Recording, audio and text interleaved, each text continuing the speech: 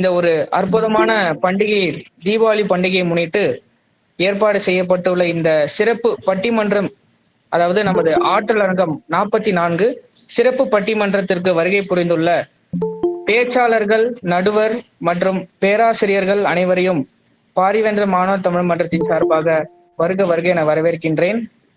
இந்த பண்டிகையின் தலைப்பு, இந்த பட்டிமன்றத்தின் தலைப்பு, இன்றைய கால பண்டிகை செலவுகள் தேவையானதே தேவையற்றதே. மேலும் இந்நிகழ்ச்சிக்கு வாழ்த்துரை வழங்க வருகை புரிந்துள்ள நமது தமிழ் பேராய செயலர் முனைவர் ப ஜெய்கணேஷ் ஐயா அவர்களை வருக வருக என வரவேற்கின்றேன். மேலும் நன்றியுரையாற்ற வந்திருக்கும் நமது பாரிவேந்தர் மாணவர் தமிழ் மன்றத்தின் ஒழுங்காற்று குழு தலைமை ஒருங்கிணைப்பாளர் யோகித் அவர்களை வருக வருக என வரவேற்கின்றேன்.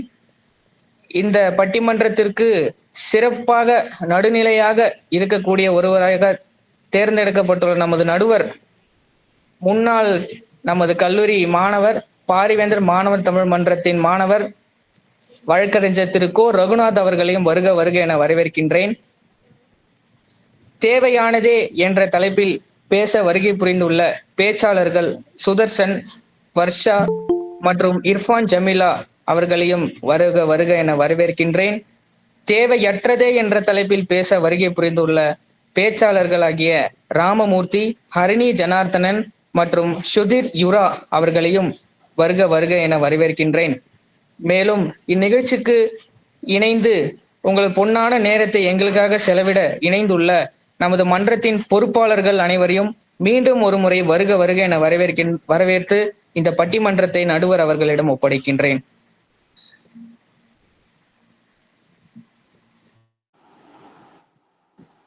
ஆரம்பிச்சிடலாமா ஐயா?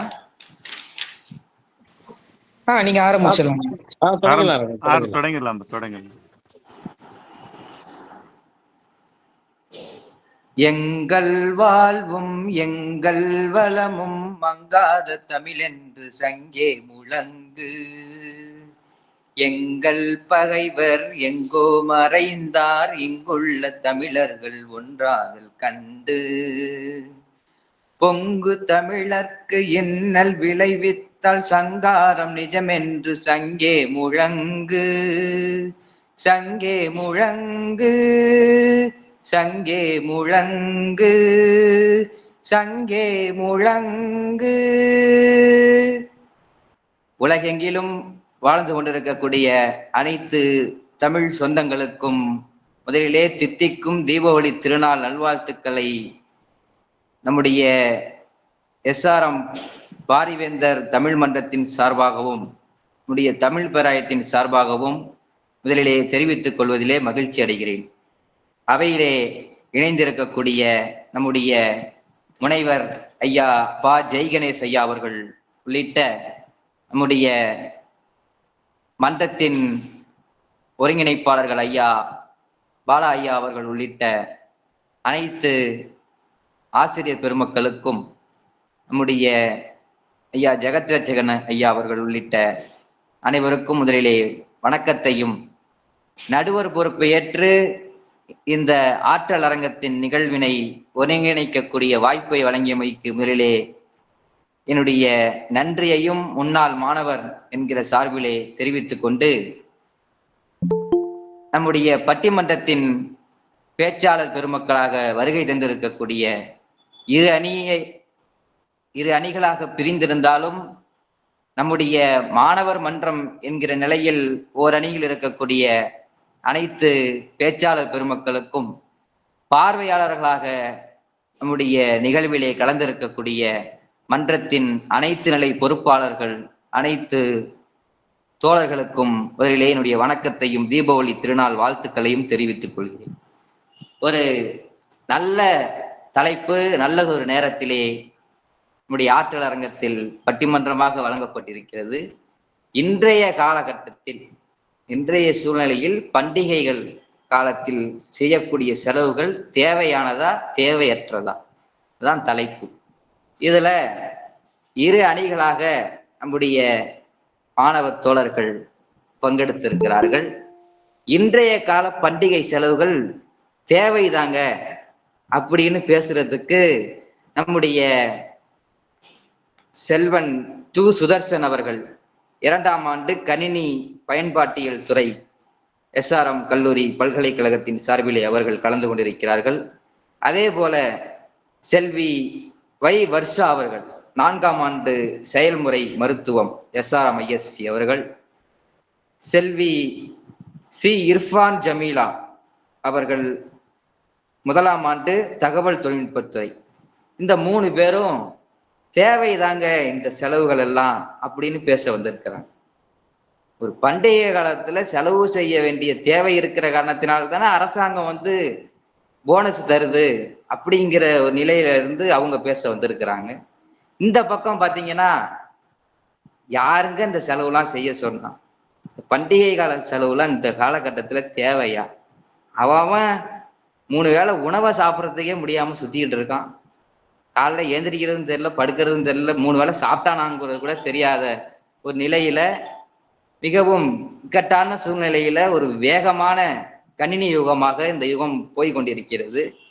அப்படிப்பட்ட நேரத்துல இந்த பழைய கால பண்டிகை பஞ்சாங்கம்லாம் தேவையா அப்படின்னு ஒரு பக்கம் தேவையற்றதே என்று பேச வருகை தந்திருக்கக்கூடிய செல்வன் மு. ராமமூர்த்தி அவர்கள் 4ஆம் ஆண்டு எந்திரவியல் துறை SRM பல்கலைக்கழகம், செல்வி ஹரிணி ஜனார்தனன் அவர்கள் 2ஆம் ஆண்டு தரவு அறிவியல் துறை, செல்வன் ரா.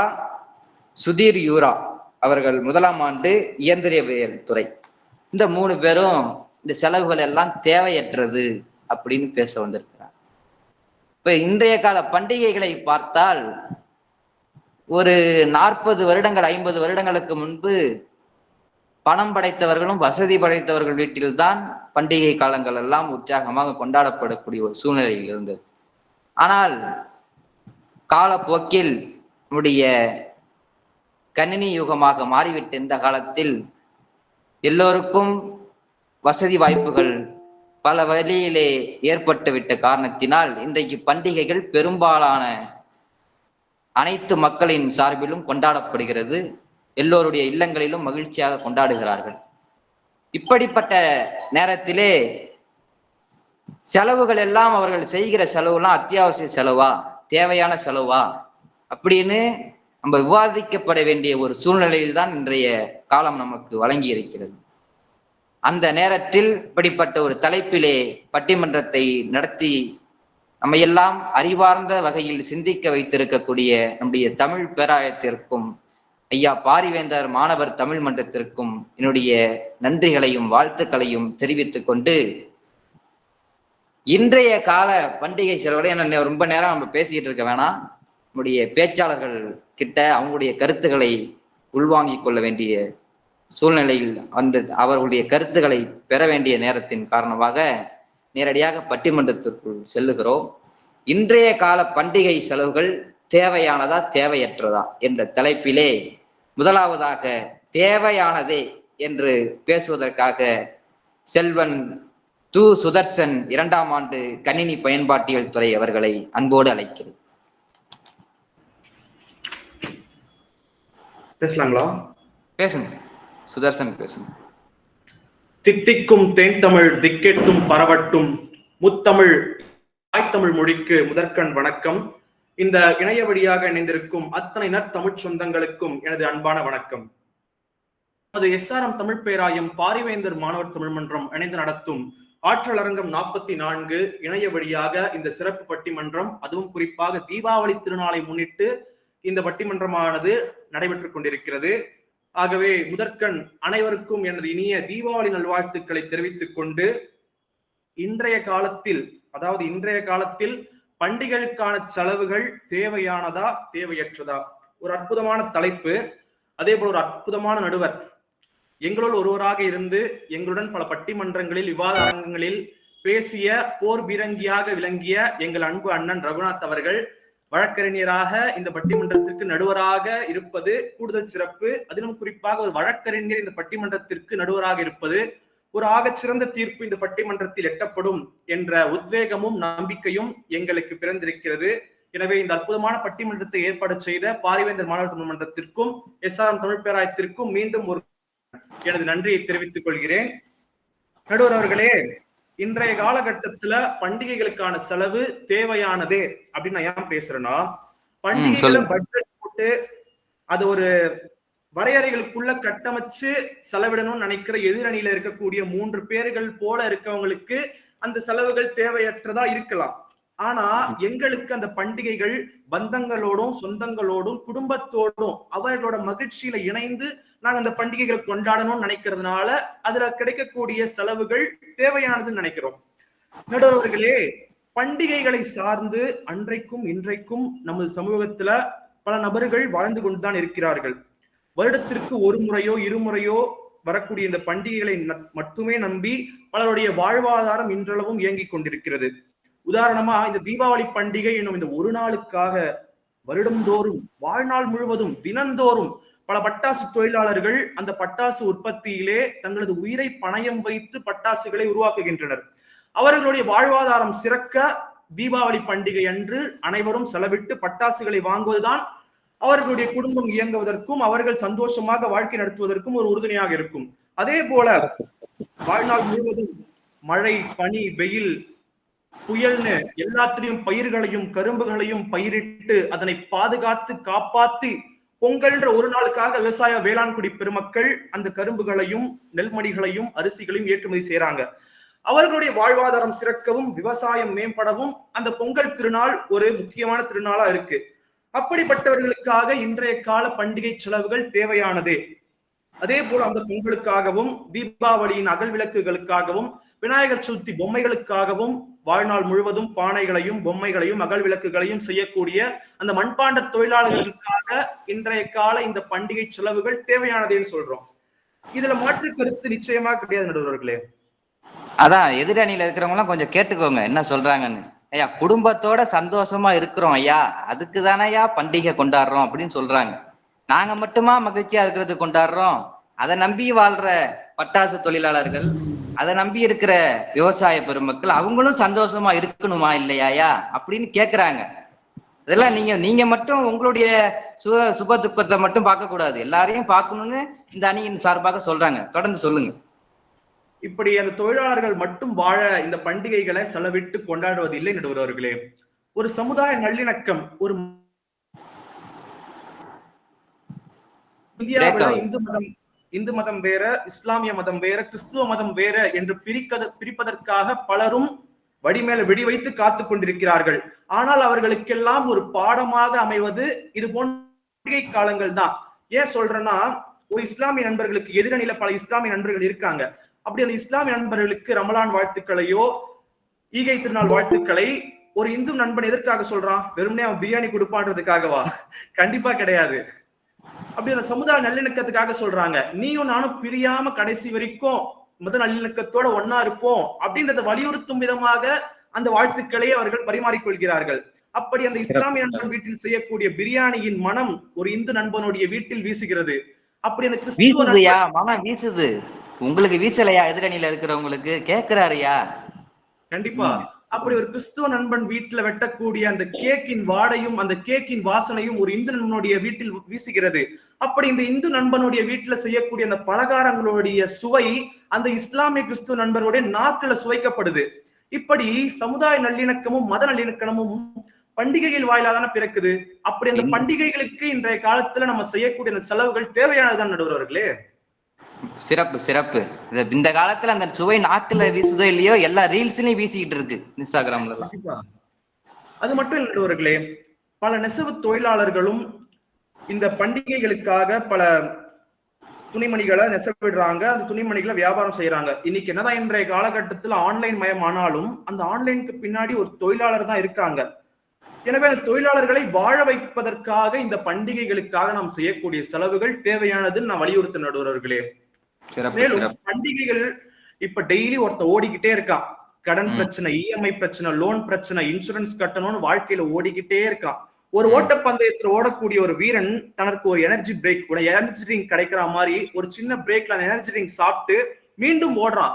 அப்படி வாழ்நாள் முழுவதும் தன்னுடைய குடும்பத்திற்காகவும் வாழ்க்கையை மேம்படுத்துவதற்காக ஓடிக்கொண்டிருக்கக்கூடிய எத்தனையோ நபர்களுக்கு வருடத்தில் அந்த ஓரிரு நாட்கள் ஒரு எனர்ஜியை கொடுக்கக்கூடியதாகவும் ஒரு உத்வேகத்தை கொடுக்கக்கூடியதாகவும் அந்த பண்டிகைகளை குடும்பத்தோட குழந்தை குட்டிகளோட நல்லபடியா கொண்டாடி மகிழ்ந்துட்டு மீண்டும் ஓட ஆரம்பிக்கிறான். அப்படி ஓட இருக்கக்கூடிய அவனுக்கு அந்த பண்டிகைகள்ல செலவிடக்கூடிய சுப செலவுகள் ஒரு உத்வேகமாகவும் ஊட்டச்சத்தாகவும் இருக்கிறது நண்பர்களே. இப்படி இன்றைய காலகட்டம் எதை நோக்கி பயணிச்சுட்டு இருக்குன்னா, ஒரு மாடர்னைஸ்டு என்விரான்மெண்டா இது போயிட்டு இருக்கு.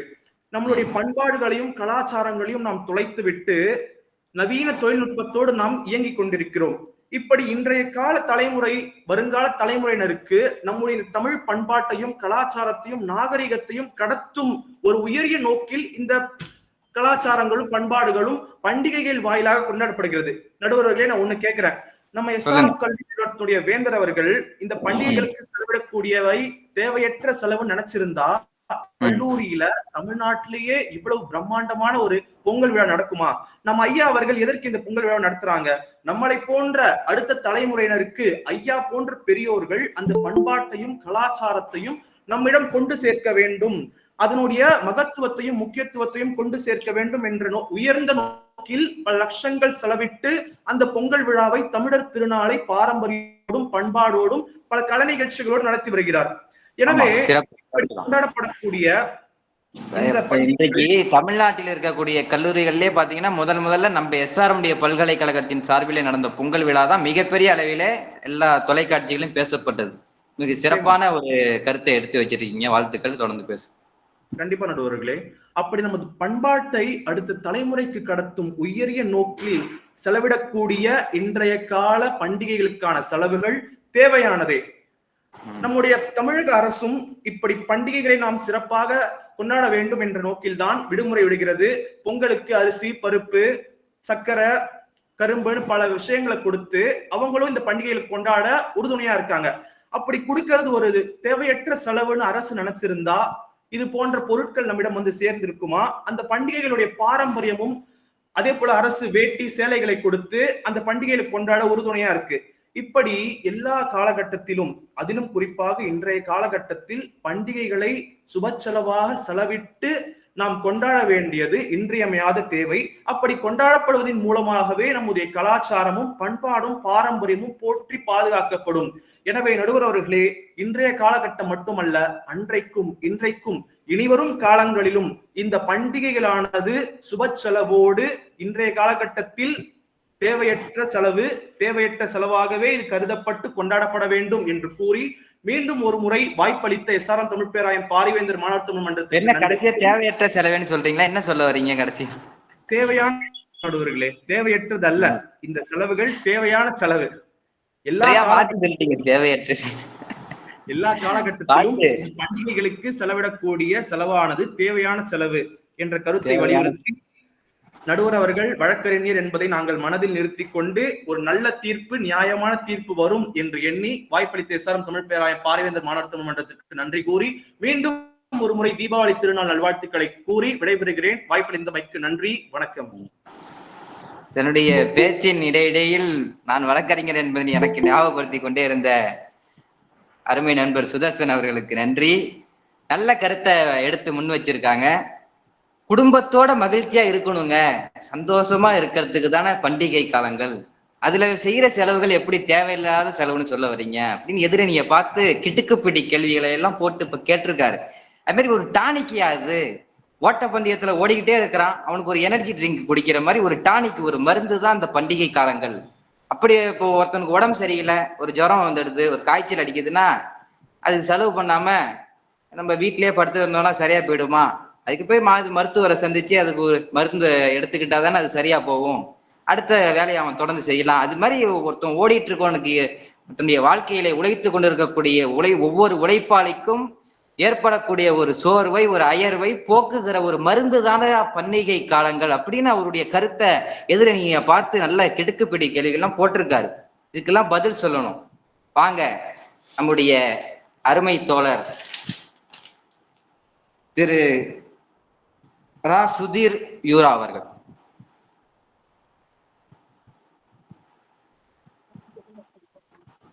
வணக்கம்.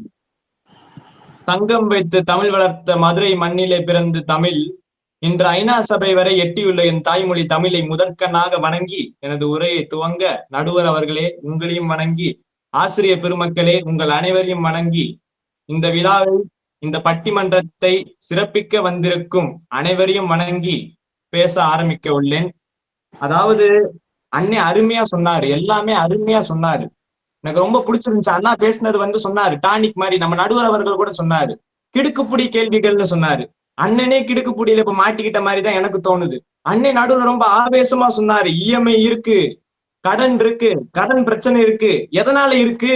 நீங்க மாசம் 3 மாசத்துக்கு ஒரு தடவை இந்த டானிக் குடிக்கிறேன்ற பேர்ல இந்த விழாவுக்கும் இந்த ஒரு விஷயங்களுக்கும் நீங்க இவ்வளவு செலவு பண்றீங்க பாத்தீங்களா? இந்த டானிக்னால வர்றதுதான் அந்த இஎம்ஐ, அந்த கடன் எல்லாம். அதை நம்ம கடன் யார் கட்டுறது கேக்குறாருங்களே. கடன் எல்லாம் யாரு கட்டுறது? கொண்டாட்டங்களுக்கு வாங்குறீங்களே கடன், இதெல்லாம் எங்க போய் கட்டுறதுன்னு கேக்குறாரு. தொடர்ந்து பேசும். அதாவது பொங்கலுக்கு அரிசி பருப்பு வாங்குறதும் தீபாவளிக்கு விளக்கேத்துற செலவையும் நாங்க அனாவசிய செலவுன்னு சொல்லல. கறி எடுத்து சாப்பிடுற செலவும் சாப்பாடுக்கு சாப்பிடுற செலவும் அனாவசியம் கிடையாது. அம்மா சமைச்சு போற சோறுக்கு நம்ம வாங்குற சாப்பாடு கொடுக்குற ஒவ்வொரு காசுமே நமக்கு தான், நம்ம குடும்பத்துக்கு தான், நம்ம சந்தோஷத்துக்கு தான். அதை நாங்க அனாவசியம்னு சொல்லல, அதை நாங்க வீண் செலவுன்னு சொல்லல. ஆனா எதை நாங்க அனாவசியம் சொல்றோம் தெரியுமா? இந்த தீபாவளிக்கு ஏசிக்கு ஆஃபர் விடுறேன், இந்த டிவிக்கு ஆஃபர் விடுறேன், இப்பயே வாங்கு, 5 நாள்ல வாங்க, 5 நாள்ல வாங்கினா 50,000க்கு 30,000த்துல தரோம் அப்படின்னு சொல்லி அதுக்கு கடனை வாங்கி ஓடி அடிச்சு போய் பிள்ளை எல்லாரையும் கிளப்பி கூட்டிட்டு போய் கியூல நின்னு அந்த ஏசியை வாங்கிட்டு வீட்டுல குளிர்கால தீபாவளியில மாட்டி என்ன செய்ய போறீங்க?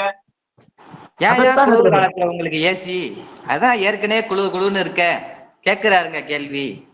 தொடர்ந்து சொல்லுங்க. அந்த குழு ஏசி ஆஃபர்ன்றதுதான் நாங்க இன்றைய கால பண்டிகை செலவுன்னு சொல்றோம். இன்றைய கால அது பண்டிகை செலவே கிடையாது.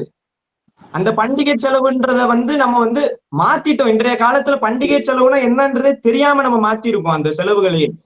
அதுதான் இங்க நம்ம ஒரு அனாவசியமானது, தேவையில்லாததுன்னு சொல்றோமே தவிர, பண்டிகைகளுக்கும் குடும்பத்தோட சந்தோஷமா இருக்க விஷயங்களுக்கு நம்ம செலவு பண்ற ஒரு காசுமே வீணா போகாது நடுவர் அவர்களே. அதை நாங்க ஒரு நாளும் தப்பா சொல்ல மாட்டோம், அதுல மாற்று கருத்தே கிடையாது.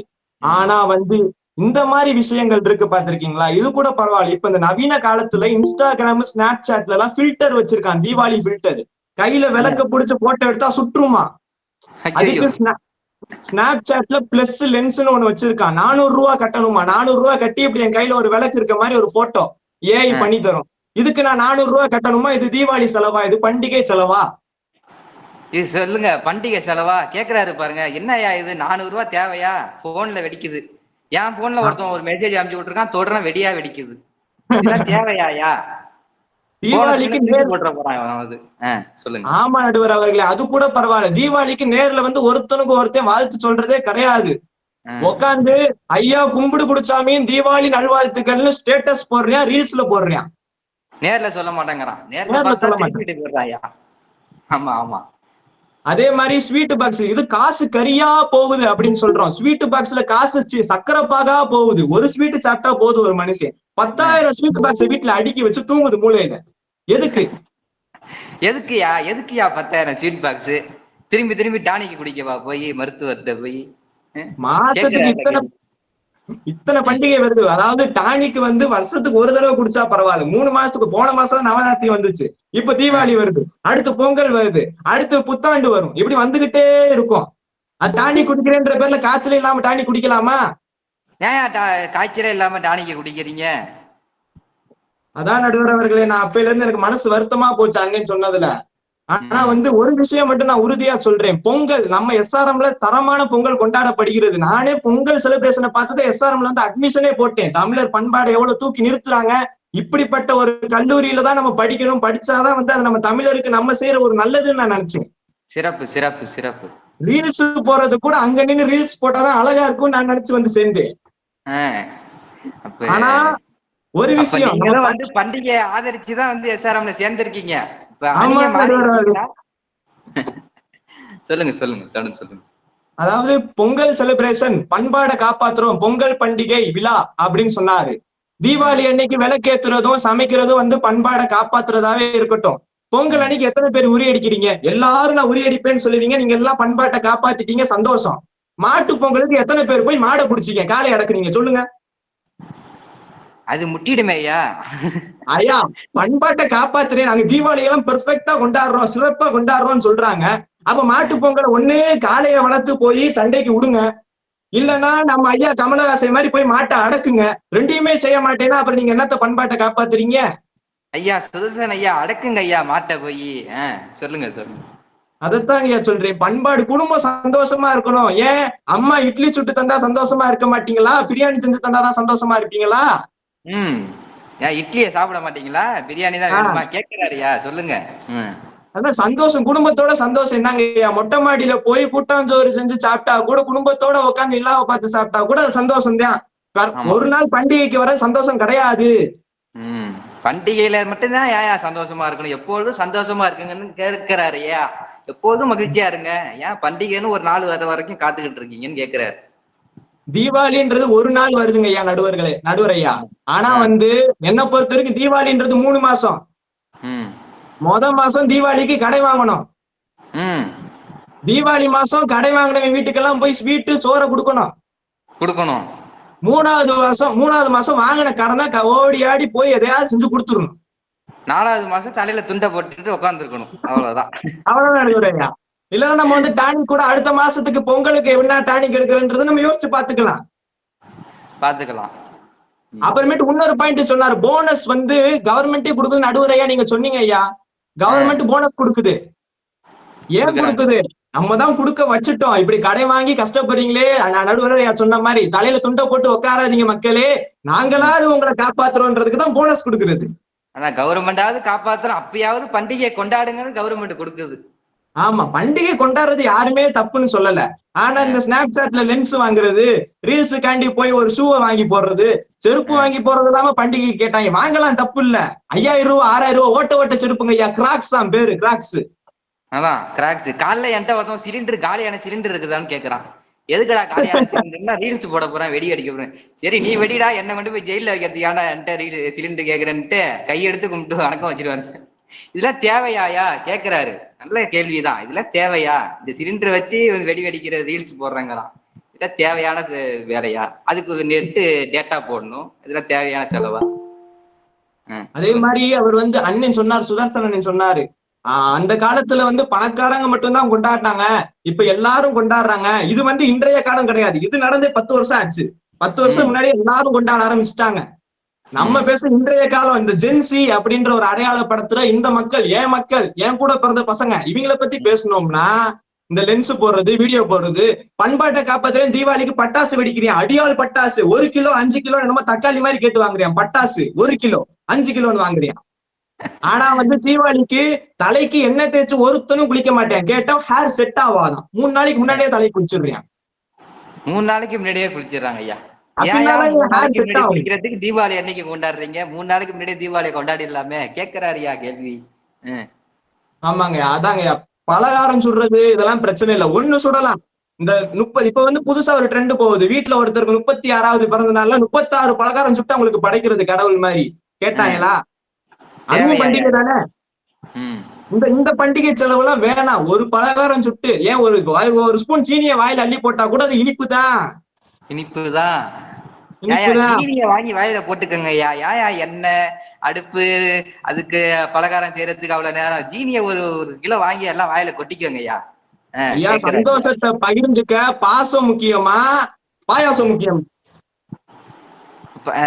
சந்தோஷத்தை பகிர்ந்துக்கணும்னா பாசம் தான் முக்கியம். பாசம் தான் முக்கியம். 6 தடவை கட்டி குடிச்சாலே போதும். டம்ளர் பாயாசத்தை குடித்தீங்கன்னா பாயாசத்தை சேர்த்துதான் குடிப்பாங்க.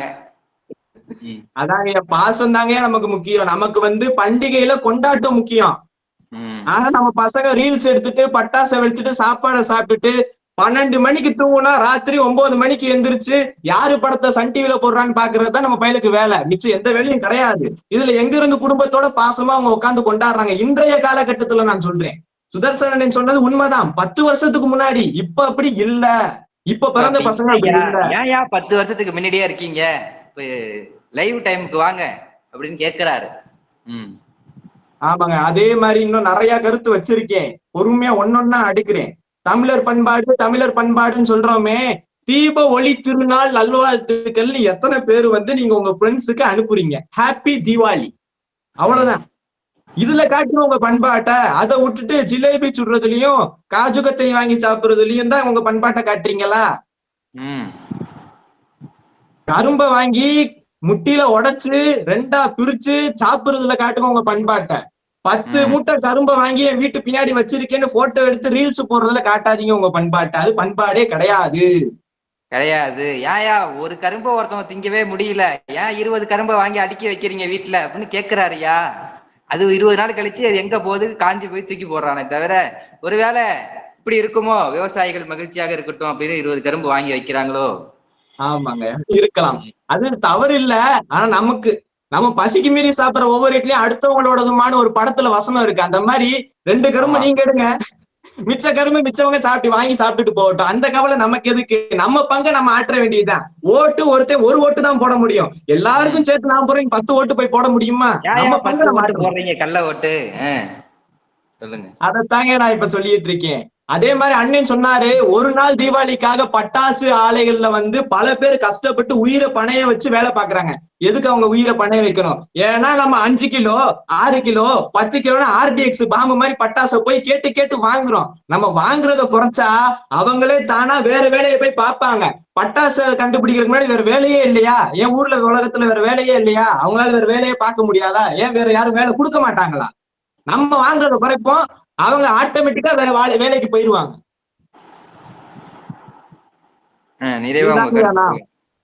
இந்த பட்டாசு மேட்ருக்கு இதுதான் நான் சொல்ற ஒரு பட்டாசான பதில். நம்ம வாங்குற வேலைகளை குறைச்சா அவங்க ஆட்டோமேட்டிக்கா பட்டாசு உற்பத்தியை எடுத்துக்கோங்க ஐயா. எதுல நீ பட்டாசுக்கு பட்டாசு பதில் வாங்கிக்கோங்க, பட்டாசு பாலு. சொல்லுங்க. குடும்ப செலவுகளுக்கு குடும்பத்துல கொண்டாடுறதுக்கு செலவுகள் முக்கியமே இல்ல. சந்தோஷம்ன்றது விலை மதிக்க முடியாதது. எப்படி சந்தோஷம்ன்றது விலை மதிக்க முடியாதது? சந்தோஷம்ன்றது ஆடம்பரமானது கிடையாது. ஆடம்பரத்துல சந்தோஷம் வரவே வராது. அப்படி அது சந்தோஷம்னு ஒண்ணு வந்துச்சுன்னா அது உலகத்துக்கு நீங்களே உங்க மூஞ்சில காட்டிக்கிற ஒரு போலியான புன்னகை மட்டுமே தானே தவிர அது சந்தோஷமே கிடையாது. இதைத்தான் என் நடுவரையா நான் கடைசி வரைக்கும் சொல்றேன். அதே மாதிரி நடுவர் நல்ல தீர்ப்பு தருவாரு. நடுவர் வழக்கறிஞர்னு சொல்லி சுதர்சனன் பேசினாரு. நானும் சொல்றேன், நடுவர் அவர்களே, நீங்க வழக்கறிஞரா இருக்கனால சொல்றேன், உங்களுக்கு ஆதாரம் தான் முக்கியம். நான் இப்ப எடுத்து வைக்கிறேன் பாருங்க ஒரு ஆதாரம். இப்ப அவர் சொன்னார் குடும்பம் சந்தோஷமா இருக்குன்றாரு. அடுத்த வருஷம் கொண்டாட போற தீபாவளிக்கு 5000 வேணுமா 10,000 வேணுமான்னு பட்ஜெட் போட்டு நாங்க சொல்லல. இந்த கொண்டாடுறேன்ற பேர்ல இருக்காங்க பாத்தீங்களா, அவங்கதான் இந்த சீட்டு போடுறேன் ஃபண்டு போடுறேன்ற பேர்ல அடுத்த வருஷம் ஒரு தீபாவளிக்கு 10,000 வேணும் 20,000 வேணும்னு மாசம் 500 ரூபா 600 ரூபா 1000 ரூபான்னு கட்டிட்டு இருக்காங்க. அதுல பல பேர் தானுக்கு அவ்வளவு சம்பளம் வருமா, நம்மளால சேர்த்து வைக்க முடியுமான்ற கருத்தை யோசிக்காம அதுல போய் விழுந்துட்டு மாசம் கட்ட முடியாம துடிச்சு அதுக்கு ஒரு கடை வாங்கி அந்த ஃபண்டை போய் அடைக்கிறாங்க. இதெல்லாம் எவ்வளவு கொடுமையான விஷயம். இதனால எத்தனை குடும்பங்கள் ஏமாந்துருக்கு. அந்த ஃபண்டு போட்டவே கடைசியில் ஓடியும் போயிருக்கேன். அதான் ஹைலைட்.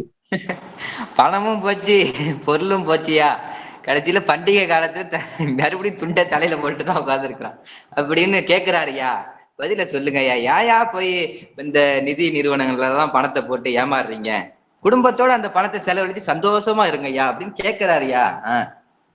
பணத்தை நம்ம சேமிச்சு வச்சு நம்ம பணத்துல கொண்டாடினாதான் அது பண்டிகை. செலவு பண்ணலாம், ஆடம்பரம் பண்ணக்கூடாது. செலவு பண்ணலாம், ஆடம்பரம் பண்ணக்கூடாது. நம்ம இந்த பீத்துறதுன்னு வாங்க பாத்தீங்களா, அடுத்த போய் பீத்தி காட்டுற அந்த வேலையை பார்க்க கூடாது. நம்ம பண்டிகை நம்ம கொண்டாடி நம்ம சந்தோஷமா இருந்தா போதும். வெடி வெடிக்கிறது சின்ன பசங்க சந்தோஷத்துக்கு. எவ்வளவு பேப்பர் வந்துச்சு. இந்த 8th வீட்டுக்காரனோட நம்ம வீட்டுல அதிகமான பேப்பர் வாசல்ல இருக்கா? சரவெடி வெடிச்சுச்சா, சவுண்ட் கேட்டுச்சா? இதுக்கு கிடையாது பண்டிகை. இது பண்டிகை கிடையாது, இது கொண்டாட்டம் கிடையாது, இது மகிழ்ச்சியும் கிடையாது, இது பொறாமை, இது போட்டி. 10 ரூபாய்க்கு வெடி வாங்கி 100 ரூபாய்க்கு பேப்பர் வாங்கி சுத்திட்டே உட்காந்துருக்கிறான் ஐயா. வெடிய பேப்பர் நிறைய கிடக்கணுமா?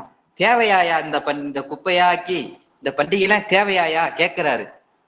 இது மட்டும் இல்லையா, இன்னொரு பரிமாணத்துல உங்களுக்கு சொல்றேன் பாருங்களேன். வெடி வெடிக்கிறதுனால இந்த ரோட்டுல துள்ளி போற அணில் இருக்கு பாத்தீங்களா, இந்த அணில்கள்லாம் இதயம் நின்னு போய் செத்து போகுது.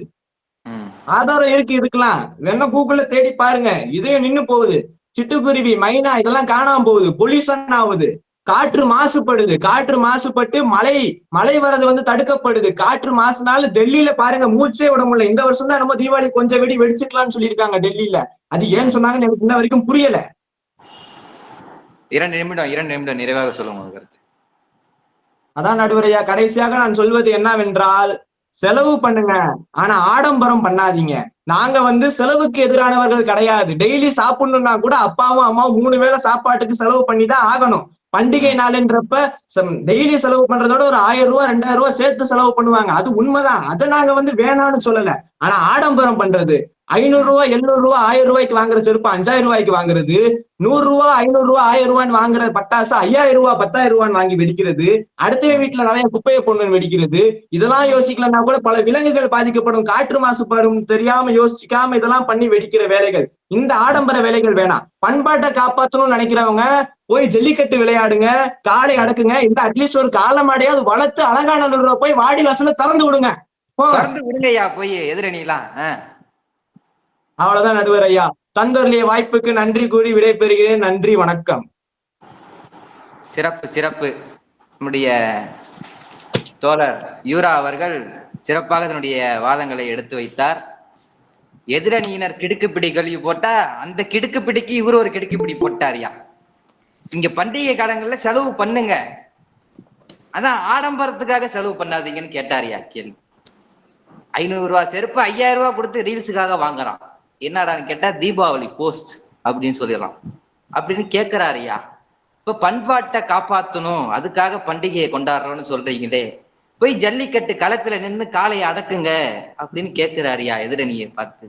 வாங்க அதுக்கு பதில் சொல்ல வருகிறார் முதலாம் ஆண்டு தகவல் தொழில்நுட்பத்துறை மாணவி செல்வி சி இர்ஃபான் ஜமீலா அவர். அனைவருக்கும் என் இனிய வணக்கத்தை தெரிவித்துக் கொள்கின்றேன். நடுவர் அவர்களே, உங்களுக்கு கனிவார்ந்த வணக்கத்தை தெரிவித்துக் கொள்கின்றேன். நடுவர் அவர்களே, வாய்ப்பு தந்த பாரிவேந்தர் தமிழ் மன்றத்திற்கும் என் நெஞ்சார்ந்த வணக்கத்தை தெரிவித்துக் கொள்கின்றேன். நான் இங்கே இந்த காலத்துல பண்டிகைகளுக்கு செலவழிக்க பணம் தேவையானதே என்ற தலைப்பில் பேச வந்துள்ளேன். அது எத்தனை முறை சொன்னாலும் தேவையானதுதாங்க. 100 முறை கேட்டாலும் கூட அது தேவையானதுதான். நம்ம திருவள்ளுவர் அந்த 2000 ஆண்டுகளுக்கு முன்னாடியே திருவள்ளுவர் திருமறையில கூறியிருக்காரு, ஒருவன் எவன் அவன் வீட்டிற்கு வரும் விருந்தினருக்கு முகமலர்ச்சியோடு உணவு அளிக்கிறானோ அவன் வீட்டில் செல்வம் என்றும் நிறைந்தே காணப்படும் என்று. ஆக அப்படியேதான் நம் தமிழ் கலாச்சாரம் இன்றும் இருக்கிறது. நடுவர் அவர்களே, கோவில் கொடை கொண்டாடணும்னா அதுக்கு மேலதாளம் தேவை. கிறிஸ்துவ ஆலயத்துல திருவிழா கொண்டாடணும்னாலும் நமக்கு வான வேடிக்கை இது தேவை. பள்ளிவாசல்கள் விழாக்கள் வேணும்னாலும் வண்ண உடைகள் வேண்டும் நடுவர் அவர்களே. நமக்கு காசு முக்கியம், செலவு தேவைதான். பண்டிகை நாட்கள்ல நம்ம செலவழிச்சு தாங்க ஆகணும். நம்ம சகோதரர் சொன்ன மாதிரி வீட்டுல கரும்புகளை வாங்கி எதுக்கு வைக்கிறீங்கன்னு கேட்டாங்க நம்ம எதிர்கட்சி சகோதரர். வாங்கி வைக்க போறோம், நாங்க உறவினர்களுக்கு எல்லாம் கொடுக்க போறோம், நம்மளே வச்சு திண்டா சுகர் வந்துருங்க. வாங்கி வச்சிருக்காங்க, அது தெரியாம நீங்க எப்படியா வாங்கி வச்சுட்டாங்கிறீங்களே, சொல்லுங்க. ஆண்டு முழுவதும் நாயா பேயா தேயா உழைக்கிற பணத்தை எல்லாம் பூரா உள்ள வச்சுட்டு நோயெல்லாம் வாங்கி வைக்கிறதுக்காக பணத்தை சம்பாதிக்கிறோம். அதுக்கு இல்லைங்க, சொந்த பந்தங்களோட நல்லா கொண்டாடுறதுக்கு தான், பண்டிகை நாட்களை கொண்டாடுறதுக்கு தாங்க நாங்க உழைக்கிறதே. எதுக்கு நாங்க பணத்தை சேமிச்சு என்ன செய்ய போறோம்? முன்றைய காலங்கள் இவங்க என்னதான் சொன்னாங்க, 10 ஆண்டுகளுக்கு முன்னாடி நாங்க எதிர்கட்சி அணியினர். ஆனா 10 ஆண்டுகளுக்கு முன்னாடி இருந்தா என்ன, இந்த காலமாக இருந்தா என்ன, எந்த காலனாலும் பண்டிகை தாங்க. குடும்பத்தோட கொண்டாடுறதுதான் பண்டிகை. அதுக்கு எவ்வளவு செலவழிச்சாலும் அது செலவுனே நான் கருத மாட்டேன். அவர்கள் சொன்னாங்க என்னது செலிப்ரேஷனுக்காக தான் நம்ம கல்லூரியில சேர்ந்தேன்னு சொன்னாங்க. சரி, அதை நான் ஒத்துக்கிறேன். சரி, அது என்னன்னாலும் பண்டிகையை நடத்துவதற்கு நம் கல்லூரிக்கு செலவு ஆகத்தானே செய்யுது. ஆகலன்னு சொல்றாங்க அவங்கள. பண்டிகை காலங்களை சிறப்பாக கொண்டாட வேண்டும் என்பதற்காக தான் SRM பல்கலைக்கழகத்தின் சார்பிலே நம்முடைய தமிழர்களின் பண்பாடு, கலாச்சாரம், வீரம் அனைத்தையும் எல்லாத்தையும் மக்களுக்கு தெரிவிக்க வேண்டும். அது ஒரு விழாவாக கொண்டாட வேண்டும்னா பொங்கல் விழாவை மிக சிறப்பாக கொண்டாடினார்கள். கேட்கிறாருங்க கேள்வி, சொல்லுங்க.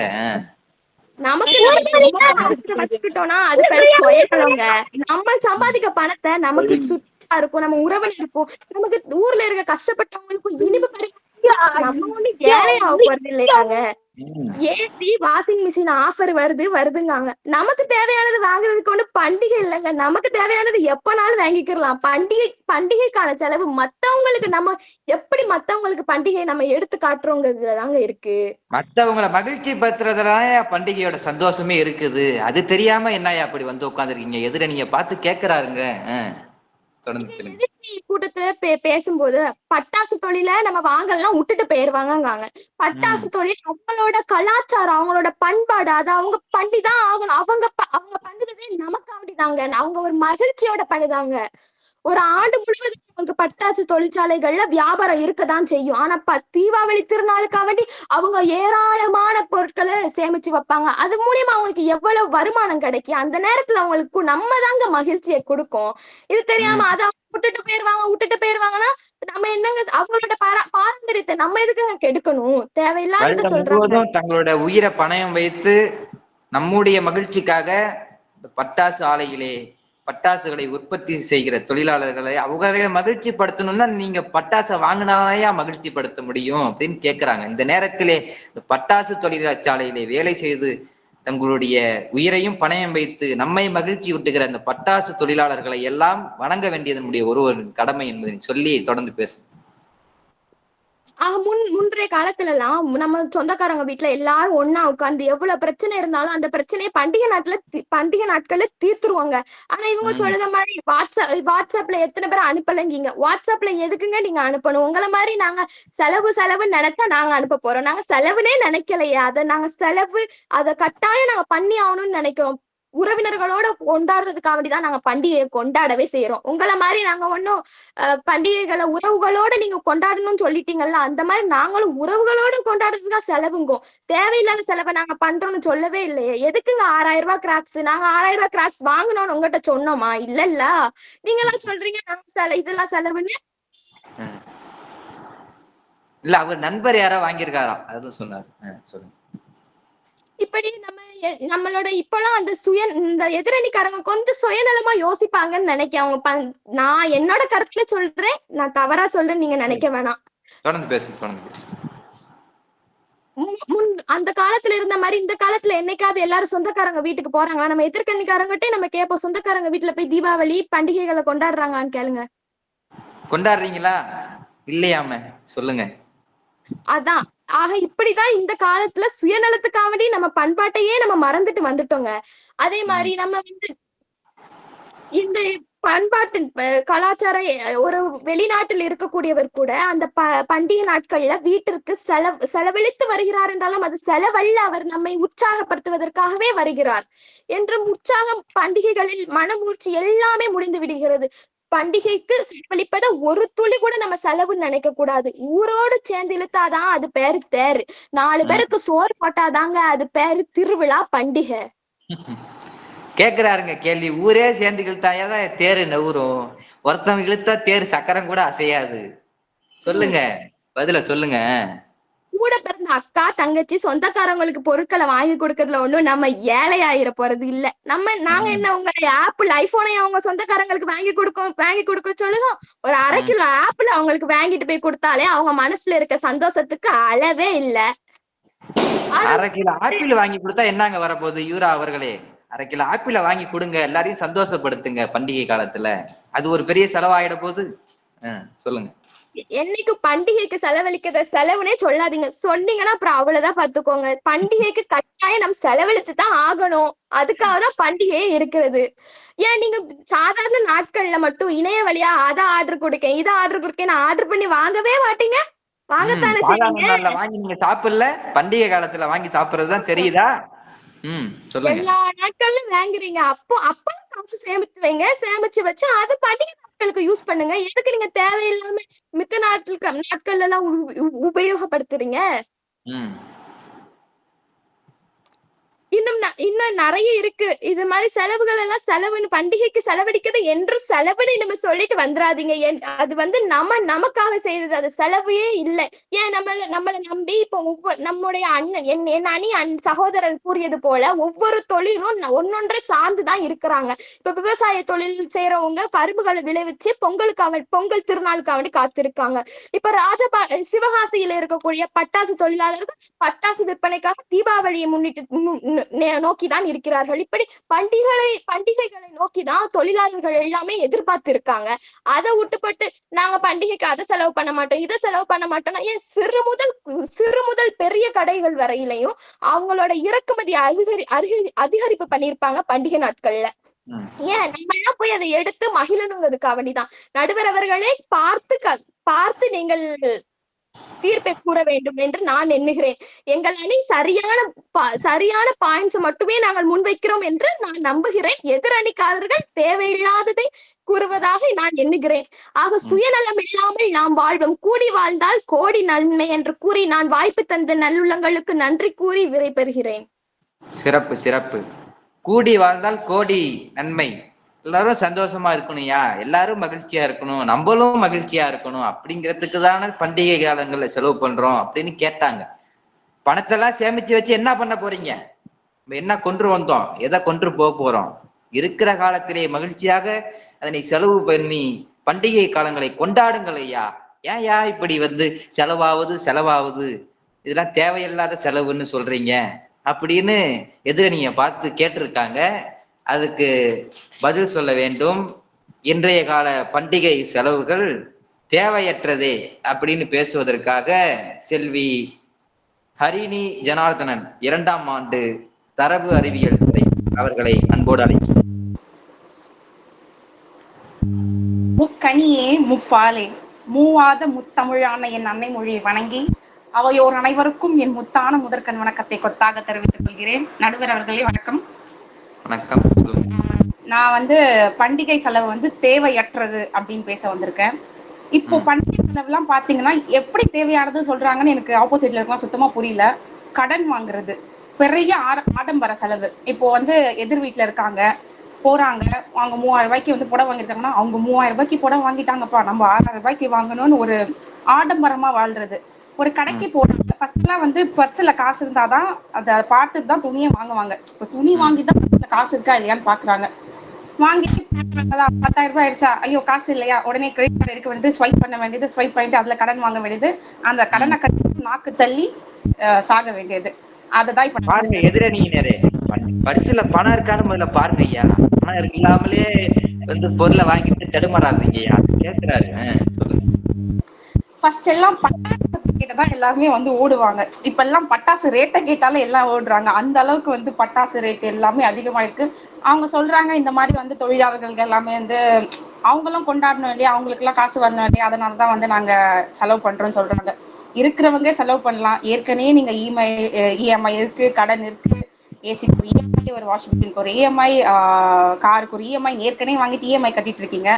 அப்படிப்பட்ட போது நீங்க பார்த்து செலவழிக்கணும் இல்லையா? இப்ப பார்த்து செலவழிக்காம இருந்தா ஃபியூச்சர்ல தானே அது கஷ்டம். நம்ம சகோதரி சொன்னாங்க, திருவள்ளுவர் ஒண்ணு சொன்னாரு அப்படின்னு, வீட்டுக்கு வரவங்களுக்கு சாப்பாடு போடணும் அப்படின்னு. வீட்டுக்காரவங்களுக்கு சாப்பாடு போட்டா உப்பு இல்ல, காரம் இல்ல, மிளகாத்தூள் சரியில்லை, இது சரியில்லை, அது சரியில்லை, குறை மட்டும் தான் சொல்லிட்டு இருக்காங்க. அப்படி உங்களுக்கு எப்படி பண்ணணும்னு மனசு வருதுன்னு எனக்கும் புரியல.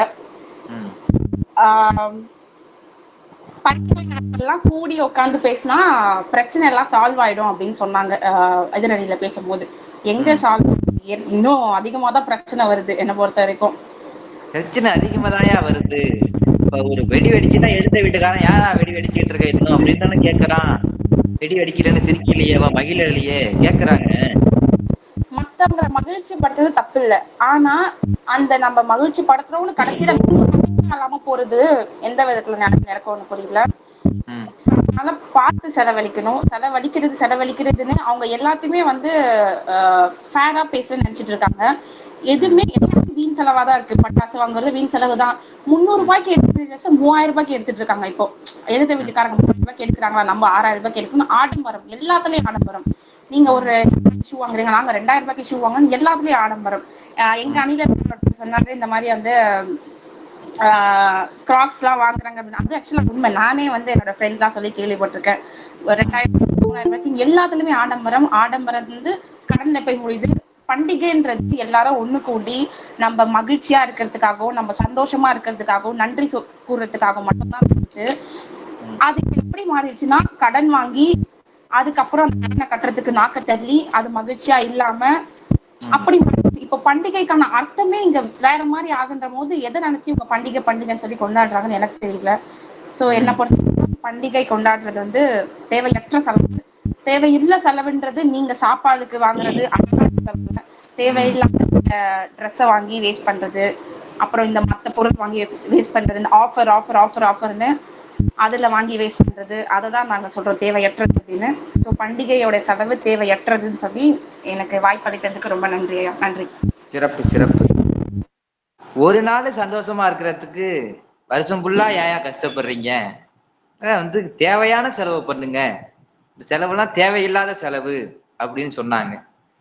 ஒரு நண்பர்களும் உறவினர்களும் சந்தோஷமா இருக்கணும், அவங்களோட சண்டை சச்சரவெல்லாம் மறந்து இருக்கணும்னா பண்டிகை காலத்துலதான் நடக்குங்கிறீங்களே, அந்த பண்டிகை காலத்துல தானே இன்னும் சண்டை நிறைய வருது அப்படின்னு கேட்கிறாங்க. இதுக்கு பதில் சொல்ல வேண்டும். நம்முடைய இன்றைய கால பண்டிகை செலவுகள் தேவையானதே என்கிற அணியை நிறைவு செய்ய வருகிறார் செல்வி வை வர்ஷா, 4ஆம் ஆண்டு செயல்முறை மருத்துவ மாணவர். வாங்க. பாட்டுத்திறத்தால இவ்வையகத்தை பாலித்திட வைத்த என் பாட்டு தலைவன் பாரதியை வணங்கி ஆண்டுகள் ஆக ஆக வயது ஏற ஏற இளமை பெருகும் பேரதிசயம் பெற்ற என் தமிழ் எண்ணையும் வணங்கி தமிழை தன் உயிர் மூச்சாக நினைத்து இயற்கையோடு இணைந்து வாழும் சிறப்பு விருந்தினர் தலைமை நடுவர் அவர்களுக்கும், ஐயா இங்க இருக்கக்கூடிய எதிர்த்தரப்பினர் எப்படி தெரியுமாங்க இருக்காங்க, துளசி வாசனாலும் மாறும் ஆனா இந்த தவசி வாக்கு மாறதுன்ற மாதிரி நான் சொல்றதுதான் கரெக்ட்னு உங்களை பிரெயின் வாஷ் பண்றாங்க. ஐயா நீங்க அவங்க பக்கம் வந்து உங்களோட காதுகளை கொடுத்துறாதீங்க, நீங்க எங்க பக்கமே கொடுங்க. என்னதான் இன்னைக்கு சண்டே மதியானம் சாப்பிட்டு ஒரு நல்ல உறக்கத்தை போட்டோமா அப்படின்னு இல்லாம அவங்க என்னதான் சொல்றாங்க அவங்களோட கருத்துக்களையும் கேட்போம் அப்படின்னு சொல்லி இங்கே கூடியிருக்கக்கூடிய அனைத்து மாணவ செல்வங்களுக்கும் பேராசிரியர்களுக்கும் என்னுடைய வணக்கங்களை தெரிவித்துக் கொண்டு என்னுடைய உரையை தொடங்குறேன். இன்னைக்கு தலைப்பு, பட்டிமன்ற தலைப்பு என்னன்னு பார்த்தா, இன்றைய கால பண்டிகை செலவுகள் தேவையானதா தேவையற்றதா. நான் தேவையானதுன்னு பேச போறேன்.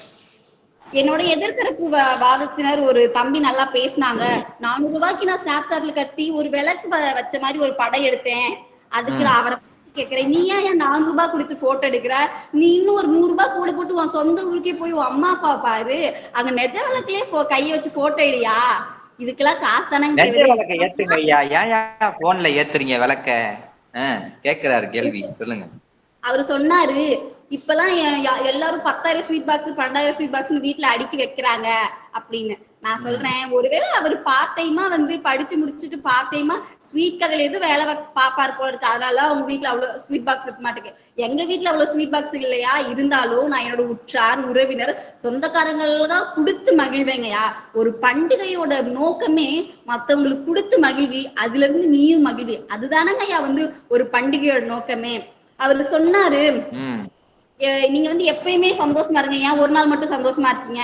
நான் அவரை பார்த்து கேட்கிறேன், தம்பி நீ எப்பயுமே சந்தோஷமா இருக்கியா, காலைல 8 மணிக்கு எந்திரிச்சு மழையிலையும் சுடுதண்ணிக்கு லைன்ல நின்று குளிச்சு காலேஜ் போய் assignment homework exam semester IA1 IA2 இதெல்லாம் எழுதி முடிச்சு அடுத்த செமஸ்டர் பாஸ் ஆவோமா மாட்டோமா, இந்த மாதிரிலாம் இருக்கிற தினசரி வாழ்க்கை எப்படிங்க தம்பி என்னால சந்தோஷமா இருக்க முடியும். நான் சந்தோஷமா இல்ல, ஒருவேளை தம்பி சந்தோஷமா இருப்பாரு போல இருக்கு. அதனால தாங்க. எப்படிங்க நீங்க சந்தோஷமா இருக்கீங்க? காலையில ஏஞ்சி நின்று வரிசையில நின்று குளிச்சு காலை வேலைகள்லாம் முடிச்சிட்டு கிளம்பி காலேஜுக்கு போய் திரும்பி அங்க போயிட்டு செய்ய வேண்டிய பணிகளை செஞ்சு முடிச்சிட்டு திரும்ப வீட்டுக்கு வந்து அப்பான்னு ஆகிற அளவுக்கு இருக்கு ஒரு நாள். எப்படியா நீங்க தினைக்கு சந்தோஷமா இருக்க முடியும்? அதுக்கு தானேயா அரசாங்கம் விடுமுறை விடுது பண்டிகை நாட்கள்ல, வீட்டுல மகிழ்ச்சியா இருக்கிறதுக்கு, சந்தோஷமா இருக்கிறதுக்கு. ஒரு தடவையோ 2 தடவையோ ஒரு பண்டிகைன்னு வைக்கிறாங்க. நாமளும் அந்த தொல்லையெல்லாம் தூக்கி போட்டுட்டு நிம்மதியா ஊருக்கு பஸ் ஏறி போய் அந்த பண்டிகைகளை கொண்டாடுறோம். அதுக்கு காசு முக்கியம் தானே. இப்ப நான் பஸ் ஏறி போறேன், ட்ரெயின் ஏறி போறேன், பிளைட் ஏறி போறேன்னா அவங்கள என்ன சும்மா நீ வாமா நான் உன்னை சும்மா ஏத்திட்டு போறேன்னாங்க ஏத்திட்டு போவாங்க. சும்மா எப்படியம்மா ஏத்திட்டு போவாங்க பஸ்ல கேக்குறாருங்க. அவரு சொன்னாரு, பண்டிகைக்கு ஒரு என்னோட பிறந்தநாளுக்கு ஒரு சக்கரை கொடுத்தாதான் நான் சந்தோஷமா ஏத்துக்குவேன், எதுக்கு 36 டிஷ் எல்லாம் சமைச்சு போடுறாங்க. நான் நினைக்கிறேன் தம்பியோட பிறந்த நாளுக்கு அவங்க அம்மா விஷ் பண்ண மறந்துட்டாங்க போல இருக்கு, அதனாலதான் இன்ஸ்டாகிராம் அதெல்லாம் பார்த்துட்டு கோவத்துல கொந்தளிச்சிருக்காரு. சரி விடு தம்பி, நெக்ஸ்ட் டைம் பாத்துக்கலாம் பர்த்டேக்கு. உங்க வீட்டுல செய்யலையா பலகாரம்? உங்க வீட்டுல செய்யலையா? ஜீனிய கொடுத்துட்டாங்களா? அதனாலதான் அப்படி இருக்கீங்களா? கவலைப்படாதீங்க, எதிரணியில இருந்து தருவாங்க, பண்டிகைக்கு மகிழ்ச்சியோட ஏத்துக்கோங்கன்னு சொல்றாங்க. அவர் சொன்னாரு, பட்டாசு வெடிச்ச சத்தத்தை கேட்டு என்னோட அந்த அணில் குஞ்சுகளோட இதயெல்லாம் பதறி போயிருச்சு, நீங்க வேணா கூகுள்ல வேணா சர்ச் பண்ணி பாருங்கன்னு சொன்னாரு. தம்பி, காலையில தீபாவளிக்கு உங்களுக்கு உங்க வீட்டுல என்ன சாப்பாடுன்னு கேட்டா, வானத்துல பறக்கிறதுல இருந்து தண்ணிக்குள்ள மிதக்கிறதுல இருந்து எல்லாத்தையும் தானங்க சமைச்சு போடுறாங்க. இப்படிப்பட்டவர் போய் அந்த அணிலுக்கு பாவம் பார்க்கலாமா? நான் சொல்றேன் கேளுங்க. வானத்துல பறக்கிற பறவையில இருந்து ஆடு, கோழி, மீன் எதையும் விட்டு வைக்கிறது எல்லாம் நம்ம தட்டுல நம்ம இலையில தானங்க இருக்கு. அணிலுக்கு வருத்தப்படுறீங்களா ஐயா? ஆட்டுக்குட்டிக்கு வருத்தப்பட்டீங்களான்னு கேக்குறாங்க. ஆட்டுக்குட்டி கையில அகப்பட்டுடுச்சு, அணில் குட்டி கையில மாட்டல, அவ்வளவுதான். ஐயா ஒரு நிமிஷம் தொடர்ந்து. ஐயா அவர் சொன்னாரு, இங்க எஸ்ஆர்எம் பொங்கல் திருவிழா சூப்பரா நடந்துச்சு, அதை பார்த்துதான் படிச்சா எஸ்ஆர்எம் தான் படிப்பேன் அப்படின்னு சொன்னாரு. இந்த பொங்கல் விழாவில தோரண கட்ட வந்தவங்களும் வாழைமரம் கட்ட வந்தவங்களும் இசையறி அமைச்சு கொடுத்தவங்களும் சும்மா ஒண்ணு அமைச்சு தரலங்க. அவங்களுக்கு நம்ம பாரிவேந்தர் ஐயா தான் காசுகளை வாரி வாரி இறைச்சாரு. அதுக்கு இங்க காசுதான் முக்கியமா இருக்கு. ஒரு விழாவை கொண்டாடணும் அப்படின்னா காசு செலவு பண்றதுல தப்பே இல்லைங்கய்யா. விழாவை கொண்டாடணும்னா பணம் தேவையா? பணம் தேவை. பணம் எல்லாரிடமும் இருக்கிறது. ஆனால் நம்ம பாரிவேந்தர் ஐயா அவரிடம் நல்ல மனம் இருந்த காரணத்தினால்தான் பொங்கல் விழாவை மிகப்பெரிய அளவில் சிறப்பாக நம்முடைய மாநிலத்திலே பல்கலைக்கழகத்திலே கொண்டாடி, எங்க திரும்பினாலும் எந்த காலேஜில் படிக்கிற பசங்களா இருந்தாலும் எஸ்ஆர்எம் பொங்கல் விழாங்கிற ஒரு பெயர் பெற்றதுன்னா அதுக்கு ஐயாவுடைய மனமும் ஒரு காரணம் என்பதை இந்த நேரத்திலே தெரிவித்து தொடர்ந்து பேசுங்க. ஐயா அவர் சொன்னாரு, நீங்க யாரும் பட்டாசு வாங்காதீங்க, நீங்க மட்டும் பட்டாசு வாங்கலாம், பட்டாசு தொழிற்சாலையில இருக்கவங்க எல்லாம் அவங்க வேலை செய்ய மாட்டாங்க, வேற ஏதாவது தொழில் செய்வாங்கன்னு. ஐயா நான் அவரை பார்த்து கேட்கிறேன், நீங்க இன்ஜினியரிங் படிச்சுட்டு ஒரு சமையல் வேலையை செய்ய சொன்னா நீங்க செய்வீங்களாங்க? அது அவங்களோட குலத்தொழில். இப்ப என் அப்பா விவசாயம் பாக்குறாரு அப்படின்னா என்னோட தம்பி விவசாயம் தான் பாப்பா, என்னோட தாத்தாவும் விவசாயம் தான் பாப்பாரு. அதை எப்படிங்க என்னோட தொழிலை விட்டு நான் இன்னொரு தொழிலுக்கு போக முடியும்? அந்த தொழில் அழிஞ்சே இருந்தாலும் அந்த தொழிலை நான் அழிய விட மாட்டேன் அப்படின்னு சாகிற வரைக்கும் அந்த தொழிலே இருக்கிறவன் தான் ஒரு தொழிலாளி. அப்படிப்பட்ட தொழிலாளி எப்படிங்க நாம நீங்க இந்த வேலை செய்யாதீங்க வேற வேலை செய்யுங்க அப்படின்னு நம்ம சொல்ல முடியும்? எப்படிங்க சொல்ல முடியும்? நீங்க எப்படி அந்த மாதிரி சொல்றீங்க? இந்த பட்டாசு தொழில நீங்க பட்டாசு வாங்கினா எப்படி அவங்க விட்டு போவாங்கன்னு சொல்றீங்க அப்படின்னு கேக்குறாங்க. வருத்தம் தானே படுவாங்க அப்படின்னு கேக்குறாங்க. சொல்லுங்க ஐயா. அடுத்தவர் சொன்னாரு, இப்பெல்லாம் எங்க நேர்ல போய் தீபாவளி திருநாள்னு சொல்றாங்க, எல்லாம் வாட்ஸ்அப்லயும் ஸ்டோரிலயும் ஹாப்பி தீபாவளின்னு சொல்லிட்டு போயிடுறாங்கன்னு. ஐயா இப்ப அந்த தம்பியோட சொந்தக்காரங்களோ ஃப்ரெண்டோ துபாயில இருக்காங்கயா. இவரு துபாய் வரைக்கும் ஃபிளைட்ல டிக்கெட் புக் பண்ணி போய் பார்த்துட்டு தீபாவளி திருநாள்னு சொல்லிட்டு அதுக்கப்புறமாயா இங்க சென்னைக்கு வருவாரு. போன் எடுத்தமா காலையில எந்திரிச்ச உடனே அவங்களுக்கு ஒரு தீபாவளி திருநாள் வாழ்த்துக்கள் சொன்னமா, அப்படிதானங்க இருப்பாரு. இதனால தானங்க டெக்னாலஜின்னு உனக்கு நம்ம மனுஷன் கண்டுபிடிச்சான். துபாயில இருக்கிறவங்களும் சந்தோஷமா இருக்க வேணாமா ஐயா? பண்டிகை காலத்துல அவங்களுக்கு எப்படி வாழ்த்து சொல்றது அப்படின்னு கேக்குறாங்கல்ல. அதுக்கு என்ன செலவாக போகுது? ஒரு 400 ரூபாய் நெட் பேக் போட்டா செலவு, அதான் அவ்வளவுதான். அது ஒரு செலவாயா அப்படின்னு கேக்குறாங்கல்ல. கூட செலவாதுங்கய்யா, வெறுமனே 26 ரூபாய் தாங்கய்யா ஒரு நாளைக்கு 1.5 GB தராங்க. இல்ல நான் 1 மந்த்துக்குள்ள சொன்னேன். அது கூட ஒரு நியாயமான கருத்தை சொல்றாங்க. சொல்லுங்க ஐயா. அவங்களுக்கும் என்னோட எதிர்த்தரப்பினருக்கும் என்னோட தரப்புவாதத்துக்கும் ஒரே ஒரு சின்ன வித்தியாசம் தாங்கய்யா, வேற ஒண்ணும் இல்ல. என்னன்னா ஒரு தீபாவளிக்கு ஒரு வாரத்துக்கு முன்னாடியே பட்டாசு, ட்ரெஸ், கம்பெனியில் கொடுக்கக்கூடிய போனஸ், இன்கிரிமெண்ட் எல்லாத்தையும் வாங்கி வச்சுக்கிட்டு இங்க பண்டிகை செலவுகள் தேவையற்றதுன்னு அவங்க பேச வந்திருக்காங்க, நாங்க தேவையானதுன்னு பேச வந்திருக்கோம். அந்த சின்ன வித்தியாசம் தாங்க அவங்களுக்கும் எங்களுக்கும். சின்ன வித்தியாசம் தான். ஒண்ணும் இல்ல, நீங்க அந்த பண்டிகைகளை கொண்டாட தெரியலையா? உங்களுக்கு சந்தோஷமா இருக்க தெரியலையா? அவங்களுக்கு சந்தோஷமா இருக்க தெரியுது, மகிழ்ச்சியா அதை கொண்டாட தெரியுது, அதனால கொண்டாடுறாங்க ஐயா. ஏன்யா? சொல்லுங்க தொடர்ந்து.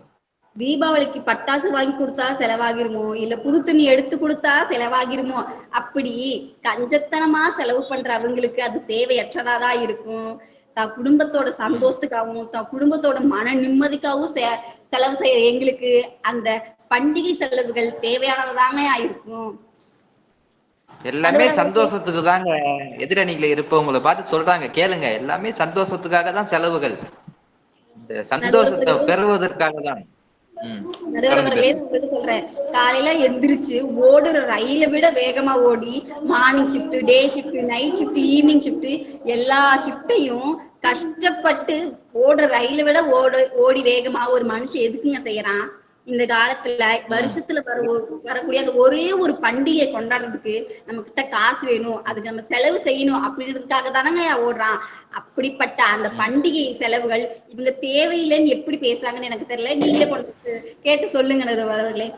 சரி, சொல்லுங்க ஐயா, எப்படியா சொல்றீங்க தேவையில்லைன்னு? அடுத்த வரக்கூடிய நண்பர் சொல்லுவார், சொல்லுங்க.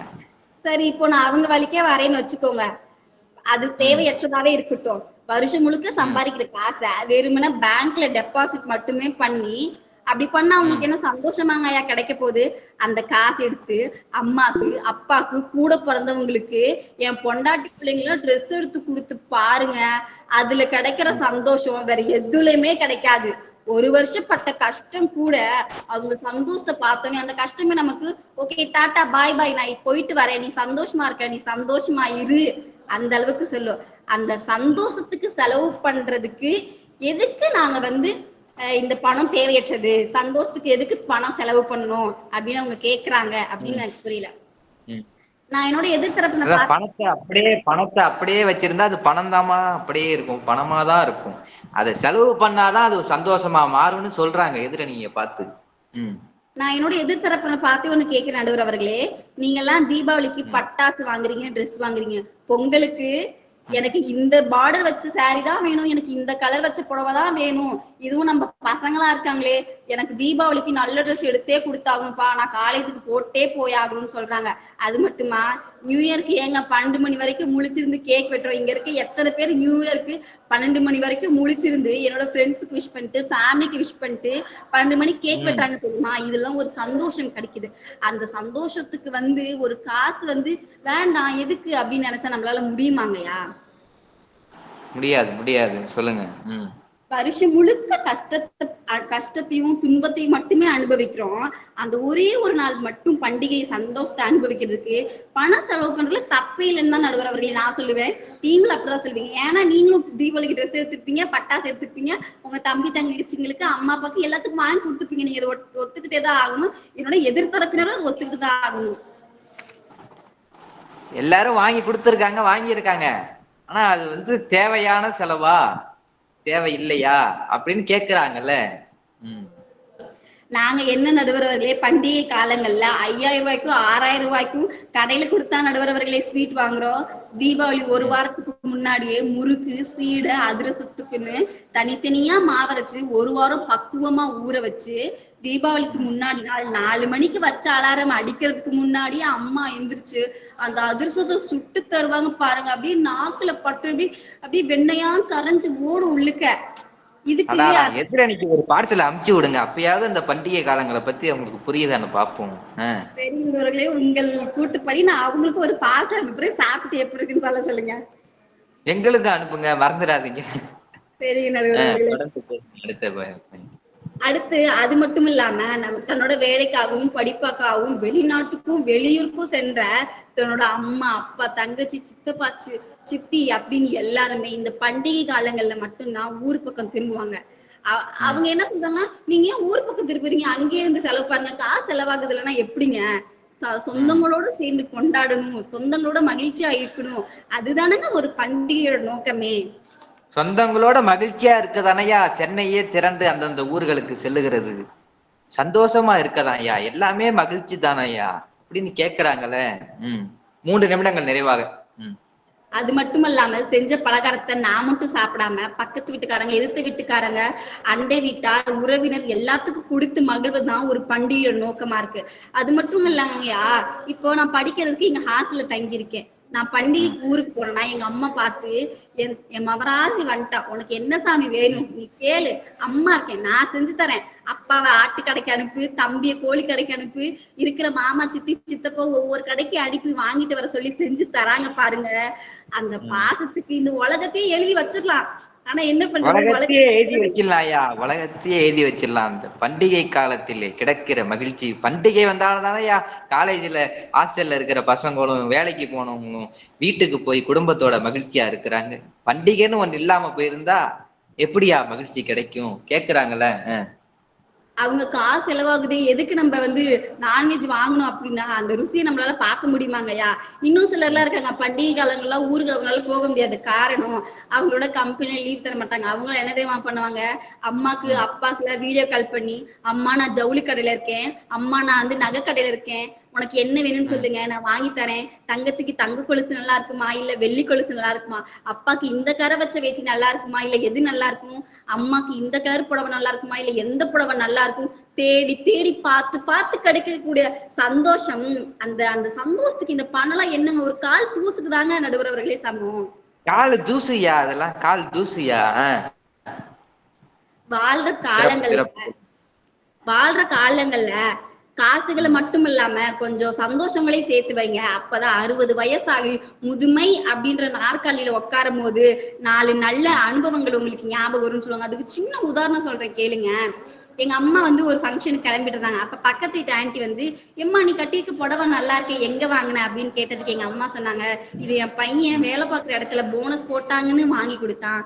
நீங்க போட்டிருக்க சங்கிலி கூட நல்லா இருக்கு, இது எப்ப வாங்குறதுன்னு கேட்டதுக்கு, இது என்னோட தலை தீபாவளி என்னோட வீட்டுக்காரர் வாங்கி கொடுத்தாரு, ஞாபகார்த்தமா இருக்கட்டும் அப்படின்னு சொல்றாங்க. என்னத்தான் நான் நடுவர் அவர்களே, வாழ்ற காலங்கள்ல நாணயங்களை சேர்த்து வைப்பதில்ல மகிழ்ச்சி, நல்ல ஞாபகங்களை சேர்த்து வைங்க. அந்த ஞாபகங்களை சேர்த்து வைங்க. அந்த ஞாபகங்கள் நீங்க வாங்கி கூட பரிசு பொருளா இருக்கலாம், நீங்க வாங்கி கொடுத்த நகைகளா இருக்கலாம். நான் ஒன்னும் கேட்கல 5000 ரூபாய்க்கு புடவை வேணும் 10,000 ரூபாய்க்கு புடவை வேணும்னு எந்த வீட்டுல இருக்க அம்மாவும் கேட்கறல. 500 ரூபாய்க்கு ஒரு புடவை வாங்கி கொடு, 250 ரூபாய்க்கு ஒரு சுடிதார் வாங்கி கொடு. அதுதான் நடுவர் அவர்களே நான் கேட்கிறேன். எனக்கு ஒரு சந்தேகம் இருக்கு நடுவர் அவர்களே, ஏன் அந்த அந்த எதிர்த்தரப்பு அணியினர்கள்லாம் பண்டிகை கால செலவுகள் தேவையற்றதுன்னு பேசுறாங்க அப்படின்னா, ஏன்னா யாருமே அவங்க வீட்டுக்கு எதுவுமே வாங்கி கொடுத்துருக்க மாட்டாங்க. வாங்கி கொடுத்துருக்காங்க. தங்கச்சிக்கு ஒரு 250 ரூபாய்க்கு ஒரு சுடிதார், அம்மாக்கு ஒரு 300 ரூபாய்ல ஒரு சேலை, அப்பாவுக்கு ஒரு கரை வச்ச வேட்டி, இதெல்லாம் வாங்கி கொண்டு போய் கொடுத்தா அவங்க முகத்துல இருக்கக்கூடிய அந்த மகிழ்ச்சி இருக்குங்கல்ல, அந்த மகிழ்ச்சியை அவங்க பார்த்திருந்தா அவங்க இப்படி பேசியிருக்க மாட்டாங்க. அதை மட்டும் அவங்க பார்த்திருந்தாங்கன்னா அந்த எதிரணியில இருந்து எங்க அணியில உட்காந்துட்டு எங்களுக்கு ஆதரவா அவங்க பேசிப்பாங்க. நடுவர் அவர்களே வாங்கி கொடுங்க ஐயா, மகிழ்ச்சியா இருங்க ஐயா, புடவை நகை அப்பாவுக்கு வேட்டி இதெல்லாம் வாங்கி கொடுத்து பாருங்க ஐயா. அந்த பணம் பெருசா தெரியாது, இந்த மகிழ்ச்சி தான் பெருசா தெரியும்னு சொல்றாங்க. ஒரு நிமிடம் நிறைவாக. நடுவர் அவர்களே, இப்பெல்லாம் பண்டிகைகளோட எண்ணிக்கை அதிகமாகிட்டே போயிடும். ஒவ்வொரு மாநிலத்திலும் கொண்டாடுற பண்டிகையை தாண்டி எல்லா மாநிலங்களும் சேர்ந்து ஒட்டுமொத்த இந்தியாவே சேர்ந்து ஒரு பண்டிகை கொண்டாடு. நான் இந்த SRM காலேஜ்ல 2023ஆம் ஆண்டு வந்தேன். நான் கொஞ்ச நாள் கழிச்சு ஒரு பண்டிகை கொண்டாடினாங்க, அதுதான் ஹோலி பண்டிகை. இப்ப என்னோட எதிர்த்தரப்பில் என்ன சொல்லுவாங்க, ஐயோ கலர் பொடி வண்ணங்கள்லாம் வாங்கணுமே காசாகுமே அப்படின்னு அவங்க நினைச்சனாலதான் அவங்க வாழ்க்கை இன்னும் பிளாக் அண்ட் ஒயிட்டாவே இருக்கு. பண்டிகைகள்லாம் செலவு ஆகத்தான் செய்யும், அதனாலதான் எங்க வாழ்க்கையில அந்த கலர் வண்ணங்கள் மாதிரி கலராவே இருக்கு அப்படின்னு சொல்லி இங்கு வாய்ப்பளித்த அனைத்து நல் உள்ளங்களுக்கும் நன்றி கூறுகிறேன். நடுவர் அவர்களே, நீங்க தீர்ப்பை எங்க பக்கம்தான் தருவீங்க அப்படின்ற நம்பிக்கையோடு நன்றி கூறி விடைபெறுகிறேன். நன்றி, வணக்கம். நன்றி நன்றி, சிறப்பு. பிளாக் அண்ட் ஒயிட் காலத்திலே இருக்காதீங்கய்யா, கொஞ்சம் ஹோலி பண்டிகை போல ஒரு கலர்ஃபுல்லான டேக்கு வாங்கய்யா அப்படின்னு எதிரணியில இருக்கக்கூடியவங்களை பார்த்து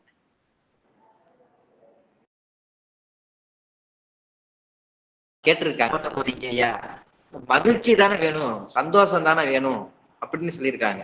அது எக்ஸ்பிரஸ் மாதிரி day shift night shift extra shift இப்படின்னு அப்படியே எக்ஸ்பிரஸ் மாதிரி ஓடிக்கொண்டிருப்பவனுக்கு ஒரு ஸ்டேஷன் மாதிரி ஒரு மகிழ்ச்சி, அதுதான் பண்டிகை காலம் அப்படின்னு சொல்லியிருக்காங்க.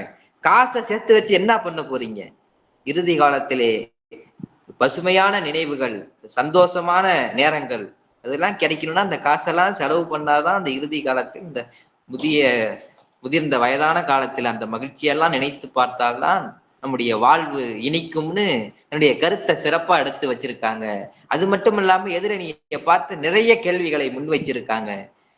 ஏன் நீங்க இந்த செலவுகளை எல்லாம் தேவையற்றதுன்னு சொல்றீங்களே? உங்களுடைய வாழ்க்கை கலர்ஃபுல்லாக இல்லையா? பிளாக் அண்ட் ஒயிட்ல இருக்கான்னு கேட்டிருக்காங்க. வாங்க, பிளாக் அண்ட் ஒயிட் காலத்திலிருந்து அதற்கு பதில் சொல்ல வருகிறார் நம்முடைய இன்றைய கால பண்டிகை செலவுகள் தேவையற்றதே என்கிற அணியை நிறைவு செய்வதற்காக அருமை தோழர் ராமமூர்த்தி அவர்கள் 4ஆம் ஆண்டு எந்திரவியல் துறை SRM பல்கலைக்கழகம் அவர்களை அன்போடு அழைக்கிறேன். கேக்குதாண்ணா? கேக்குது. வீடியோ ஆன் பண்ணலையா? இல்ல, வெளியே இருக்கேண்ணா. சரி சரி சரி, பேசு.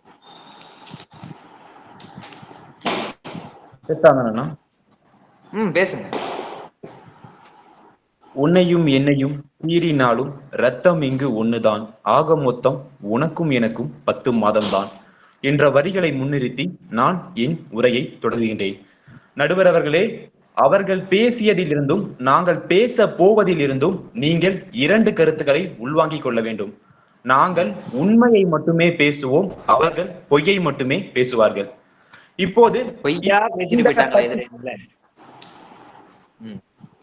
இப்போது இந்த பட்டிமன்றத்தை எடுத்துக் கொள்ளுங்களேன். ஏன் இணைய வழி நடத்துகிறார்கள்? சற்று ஒரு உண்மைதான், அது கொஞ்சம் சற்று வருத்தப்படதான் செய்யும். அதாவது இது நேராக நடத்தினால் அதற்கான சிற்றடங்கத்தை பிடிக்க வேண்டும் மற்றும் அதற்காக தேநீர் செலவு மற்றும் இதர செலவுகள் செய்ய வேண்டும். அப்போது நீங்களே செலவை குறைக்க தான் இணைய வழியில் பட்டிமன்றத்தை நடத்துகிறீர்கள். இதிலிருந்தே நீங்கள் உணர்ந்து கொள்ள வேண்டும். இது அதாவது செலவை குறைக்க இதுவரைக்கும் நடந்த ஆற்றல் அரங்கங்கள் எல்லாம் நம்முடைய தமிழ் மன்ற அரங்கத்தில் தான் நடந்திருக்கிறது. அந்த டீ வடைக்குல எந்த குறைவும் கிடையாது. எல்லாம் நம்மளும் சாப்பிட்டுருக்கோம், நீங்களும் சாப்பிட்டுருக்கீங்க. இன்றைய சூழ்நிலையை அது பண்டிகை நேரத்திலே அவர்கள் மகிழ்ச்சியாக இருப்பதற்காக அவங்க வீட்டுக்கு அவங்க போயிருக்காங்க எல்லாரும். அதனால இணைய வழியில நடக்குது. நேர செலவும் இருக்கின்றவர்களே, நேர செலவு ஒண்ணு இருக்கு, இடச்செலவும் ஒண்ணு இருக்கு. அப்ப அந்த செலவை குறைக்கதானே இணைய வழியிலே நடத்துறாங்க. என் காட்டுல வளர்ந்த முள்ளுங்கிறத என் கால்ல கொத்துனா வலிக்காம இருக்காது. நான் வளர்த்த பாம்புங்கிறத எனக்கு கொத்துனா விஷம் ஏறாம இருக்காது. ஆனா இது உண்மைதான். இருந்தாலும் இது ஏத்துக்கிட்டுதான் ஆகணும். அதே மாதிரி நடுவர் அவர்களே, அவங்க என்னுடைய எதிரணியினர் சொன்னாங்க, முகமலர்ச்சியோடு குடும்ப உறவுகளை வரவேற்க வேண்டுமா? திருவள்ளுவர் சொல்கிறான். அதே திருவள்ளுவர் தான் பொருளாதார உலகமே இல்லைன்னு சொல்லியிருக்காரு. இப்ப அவங்க வீட்டுக்கு போனா பச்சை தண்ணி தான் தராங்க, அது நம்ம வீட்டுக்கு வந்தா பிரியாணி கேட்கறாங்க. அதுவும் சாப்பிட்டு பார்த்துட்டு உப்பு இல்ல உரப்புன்னு குறை சொல்லிட்டு போறாங்க. இப்ப எப்படி அடுத்த சொல்ல தரமாட்டேங்க? நானே தண்ணி திரும்பி வாங்க முடியாதுன்னு ஆயிடுதே. அது நம்ம வீட்டுக்கு வந்தா பிரியாணி இருக்கா, அது இருக்கா, இது இருக்கா, இது சாப்பிட்டு பார்த்துல உப்பு இல்ல உரப்பு இல்ல, என்ன சமைக்கீங்கன்னு குறை சொல்லிட்டு போறாங்க. ஏங்க குறை சொல்றீங்க? கொடுத்ததை சாப்பிட்டு அவங்க மனசு மகிழ்றதுக்கு நல்லா இல்லைன்னா கூட நல்லா இருக்குன்னு சொல்லிட்டு போங்க ஐயா. எதிரி நீங்க பார்த்து கேட்கிறாரு. அதே மாதிரி இன்னொருத்தவங்க சொன்னாங்க, சொந்த பந்தங்களோடு கொண்டாடுறதான் மிக சிறந்த பண்டிகையாம். இயக்குனர் நம்ம எல்லாத்துக்கும் தெரியும். அவர் ஒரு திரைப்பட அடிக்கடி கூறியிருப்பாரு, வாழ்றப்ப அவன் முகத்தையே பார்க்க கூடாதுன்னு நினைப்பான். ஆனா செத்து போனதுக்கு அப்புறம் பணத்தை தூங்கினதுக்கு அப்புறம் ஐயோ சாகரப்ப கடைசியா முகம் பார்க்காம விட்டுட்டேனே, ஐயோ ரொம்ப வருத்தமா இருக்கேன். இதுதான் இன்றைய சொந்தக்காரனுடைய நிலைமை. வாழ்றப்ப நம்மள எப்படி செத்ததுக்கு அப்புறம் ஐயோ அம்மம்மா அடிச்சுக்கிட்டு அழுவான். அப்படி வேஷம் போற இந்த உலகத்துல எப்படி பண்டிகை சிறப்பாக காட்ட முடியும்? நம்மளுக்கு அதிகமா செலவு பண்ணணும்னு தோணும். அதே மாதிரி நடுவர்களே, பண்டிகை நாட்களில் எல்லாரும் சொல்றாங்க 3 பொன் சங்கிலி என்னுடைய குடும்ப உறவுகளா சேர்ந்து என்னுடைய எதிர்நிலை சொன்னாங்க, பண்டிகை நாட்கள் கூடி இருப்போம், என்னுடைய குடும்ப உறவுகள் எல்லாம் சேர்ந்து இருப்பாங்க, தீராத பிரச்சனைகளை தீர்த்து வச்சிருவாங்களாம். அதே பண்டிகை நாட்கள்ல கிராமப்புறங்களும் பெரிய பெரிய நகரங்களையும் பாருங்க, ஒரு திருமண விழாலாம் நடக்கும். பெரியவங்க கூடி பேசிட்டு இருக்காங்க, ஐயோ அவன் எனக்கு 3 பவுன் சங்கிலி போட்டான், உனக்கு 2 பவுன் சங்கிலி போட்டுருக்கான், என்னுடைய வீட்டுக்காரர் நல்ல போட வாங்கி தந்திருக்காரு, உன்னோட வீட்டுக்காரர் ஒரு மட்டமான புடவை தான் வாங்கி தந்திருக்காரு, இப்படி குறை சொல்லிட்டு இருப்பாங்க. அவங்க நம்முடைய வீட்டுக்கார பத்தி நல்லா நினைச்சுட்டு வருவாங்க. இங்க வந்ததுக்கு அப்புறம் வீட்டுக்கு போனா அது இல்ல தீபாவளி, அது இல்ல கல்யாணம், வீட்டுக்கு போன அப்புறம் மிகப்பெரிய ஒரு கல்யாணம், வீட்டுக்கு போன மிகப்பெரிய ஒரு தீபாவளியே இருக்கு. அப்படி இருக்கிறப்ப எப்படி பண்டிகை ஒரு சிறப்பான முறையில செலவு செய்யணும்னு தோணும்? எப்படி ஊரே ஒண்ணு சேர்ந்தானா ஒரு பெரிய சண்டை நிலையில போய் முடிஞ்சிடுது. அவன் ஒண்ணு சொல்ல, இவன் ஒண்ணு சொல்ல,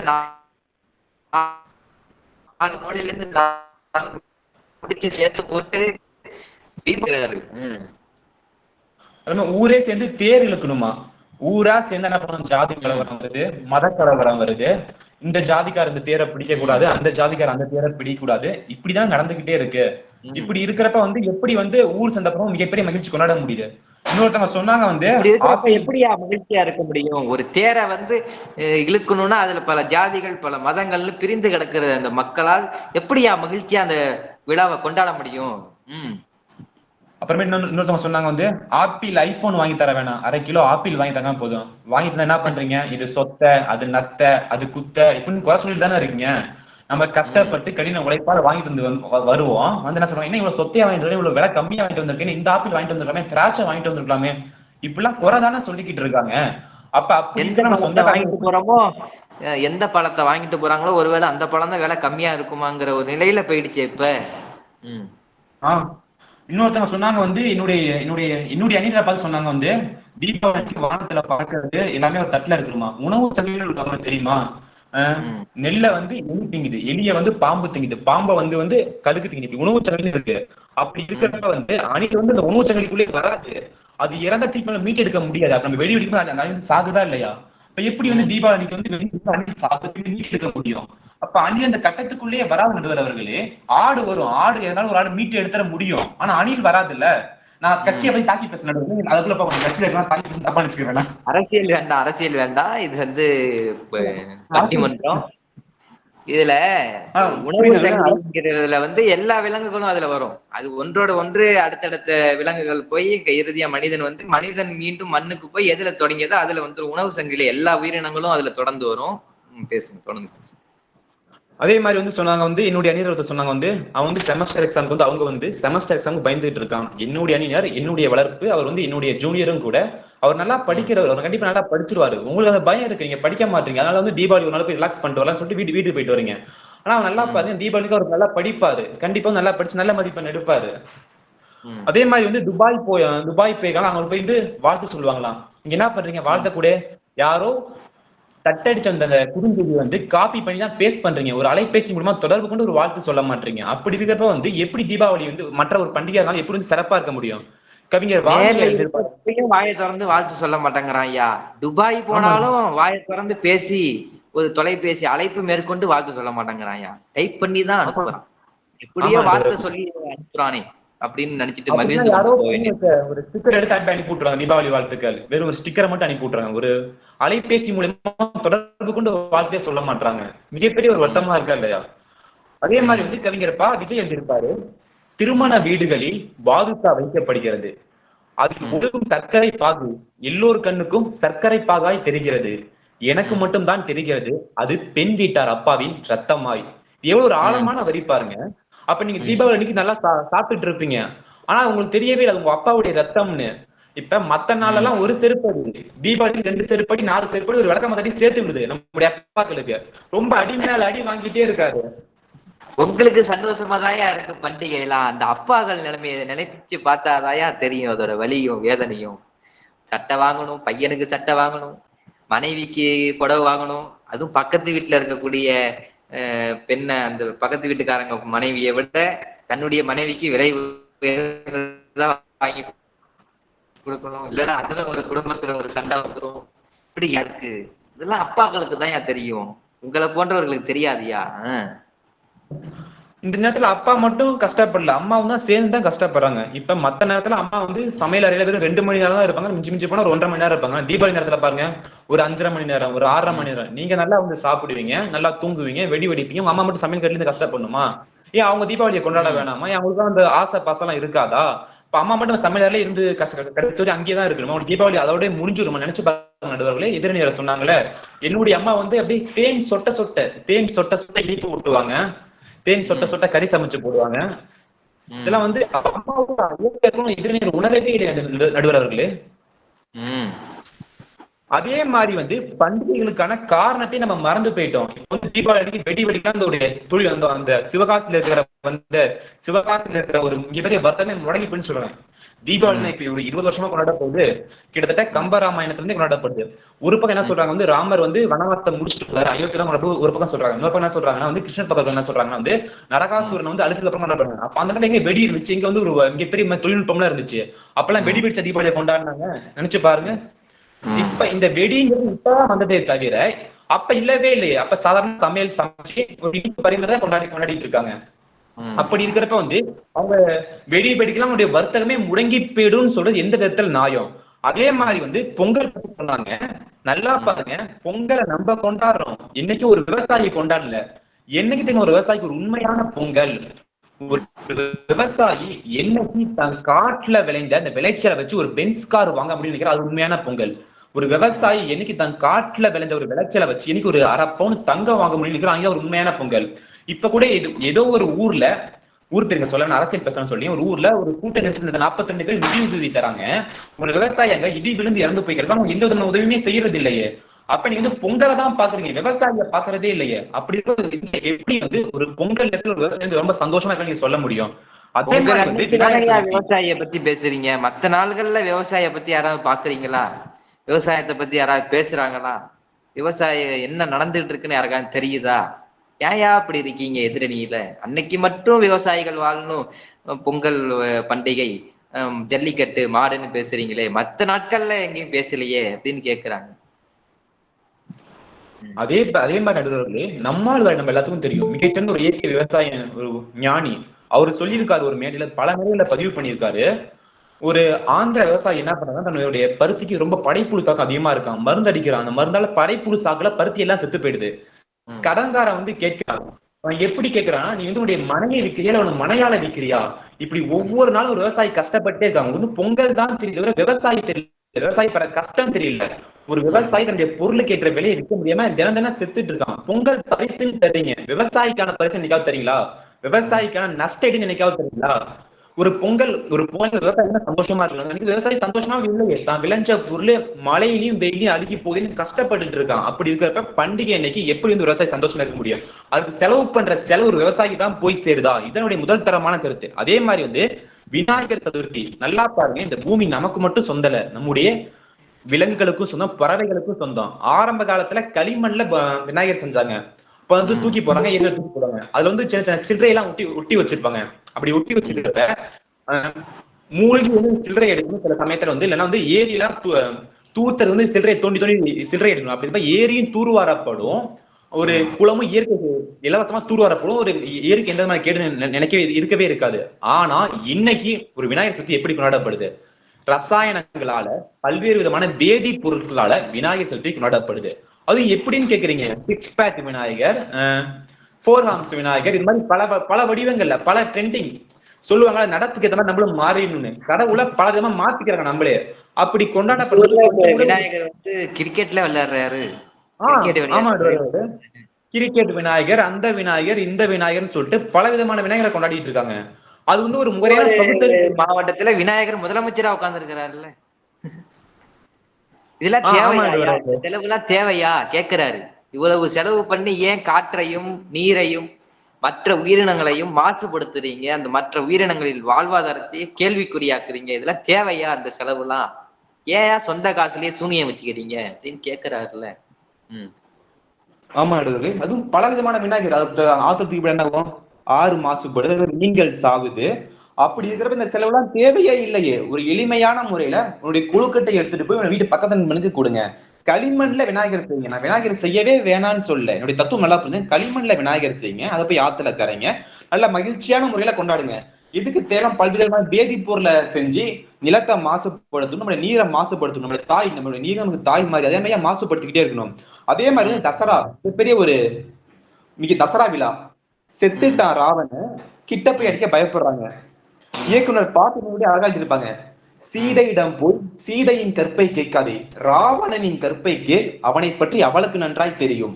பேரறிஞர் அண்ணா கூட அழகா சொல்லியிருப்பாரு, ராவணன் அயோக்கியன் எனில் சீதை கற்புடையாக இருக்க வாய்ப்பே இல்லை, சீதை கற்புடையால் எனில் ராவணன் யோக்கியனே. அதே மாதிரி அந்த இந்த உலகத்திலே மிகச்சிறந்த வீரன் யாருன்னு கேட்டீங்கன்னா ராவணன் மட்டும்தான். வருது ராவணன் வயிற்று அமிர்த கலசத்தால் துளைக்கப்பட்டு முடங்கி போய் கிடக்குறான். ராமன் லட்சுமணன் கிட்ட சொல்றான், நீ போய் அவங்கிட்ட அரசருக்குரிய உபதேசத்தை கேட்டுவான்னு. லட்சுமணனும் போய் கேட்கிறான்.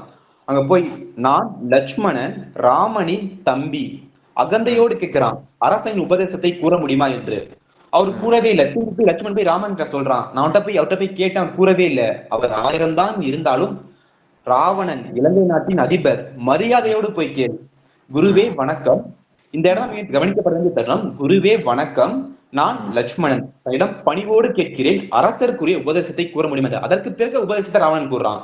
இதை நம்ம கத்துக்க வேண்டியது என்னன்னு கேட்டீங்கன்னா, ராவணன் வீழ்ந்தான் என்பதல்ல, ராவணன் வீழ்ந்த போதும் சுயமரியாதையை தூக்கி நிறுத்தினான் என்பதே. அப்படி சுயமரியாதையோட ஒரு ராவணனை இன்னைக்கு வந்து பல பல மாநிலங்கள்ல வந்து ஒரு கேளிக்கை பொருளா பார்த்துருக்கு, அர்த்தமற்ற ஒரு விழாவா இருக்கு தசராங்கிறது.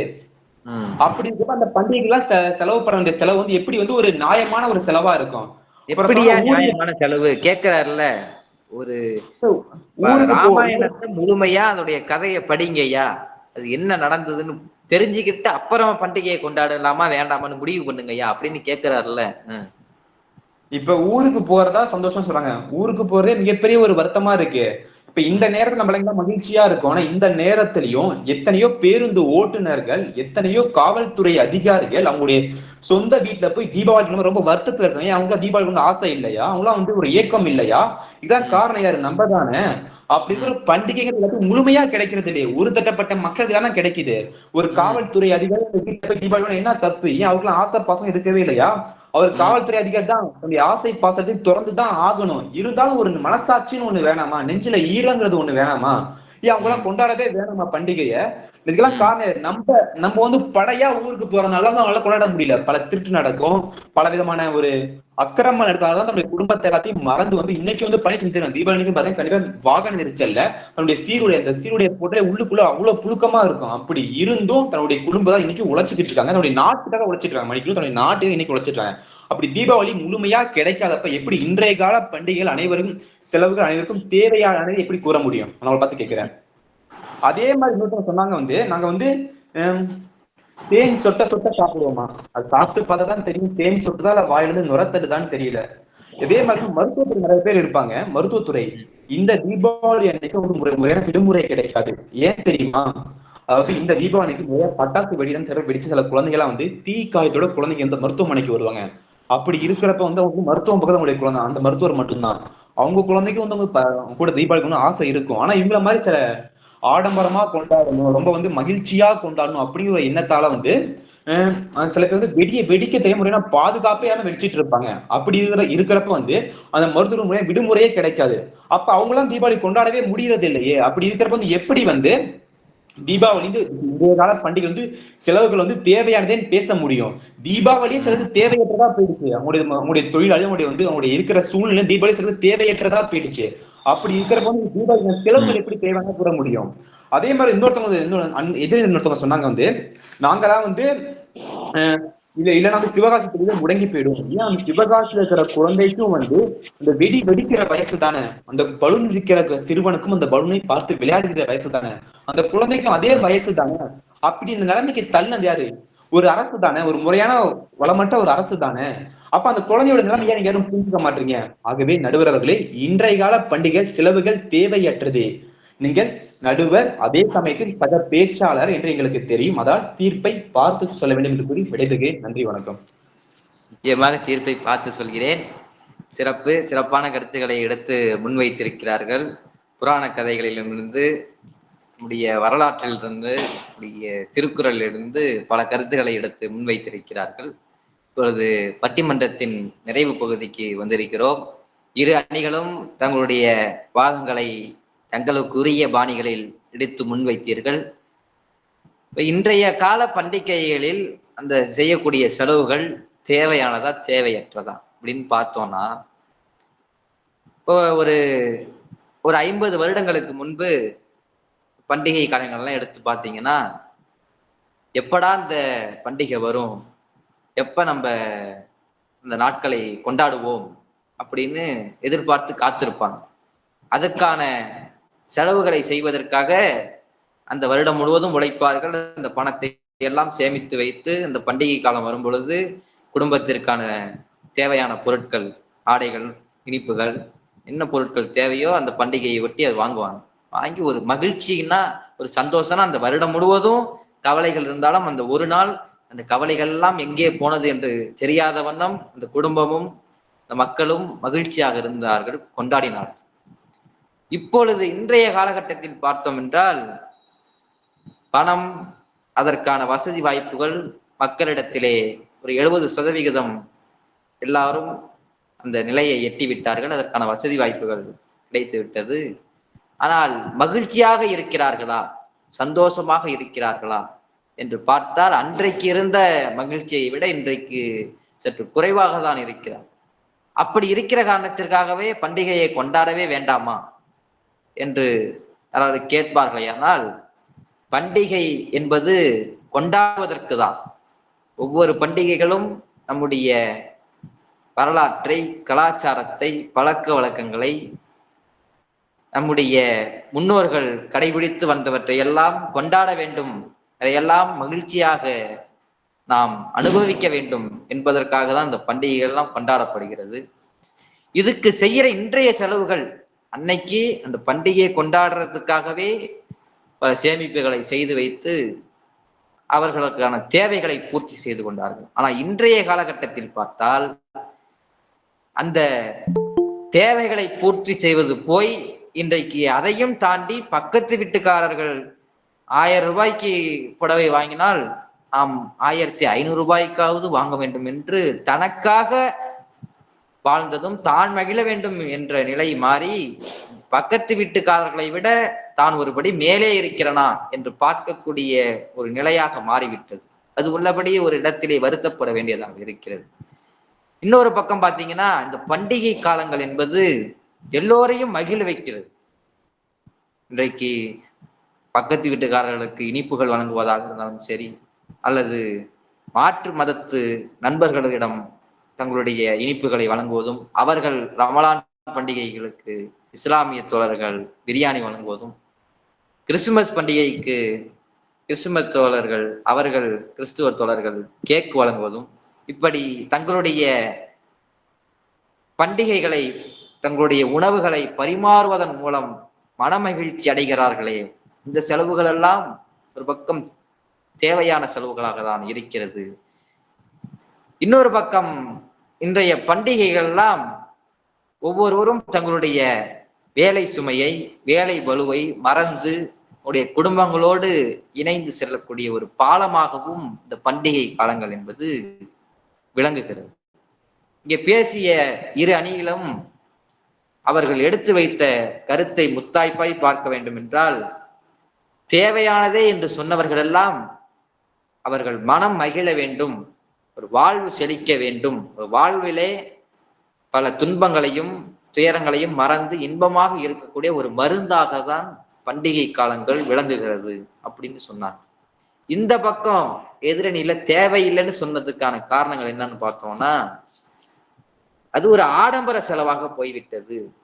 பண்டிகை காலம் என்பது தன்னை உயர்ந்த நிலையில் நாங்கள் இருக்கிறோம் என்பதனை காட்டக்கூடிய ஒரு நிலையில சென்று விட்டது. இது ஒரு ஆடம்பர செலவாக இருக்கிறதுன்னு ஒரு பக்கம் சொன்னோம். திரும்பி இந்த பக்கம் வந்து பார்த்தோம்னா, இந்த பணத்தை சேமிச்சு வச்சு என்ன பண்ண போறீங்க?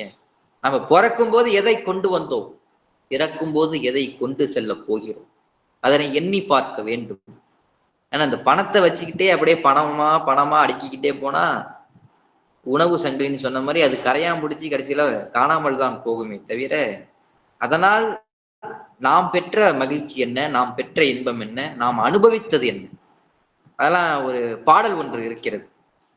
பட்டணத்தில் பாதி இவன் வாங்கி முடித்தான், அந்த பட்டயத்தில் கண்டது போல் வேலி எடுத்தான், அதில் 8 அடுக்கு மாடி கட்டி எட்டியவன் வைக்கதுக்குள் 8 அடிக்குள் வந்து படுத்தான், மண்ணை அள்ளி போட்டவன் வேலி எடுத்தான் அப்படின்னு பட்டினத்தார் பாடல் ஒன்று.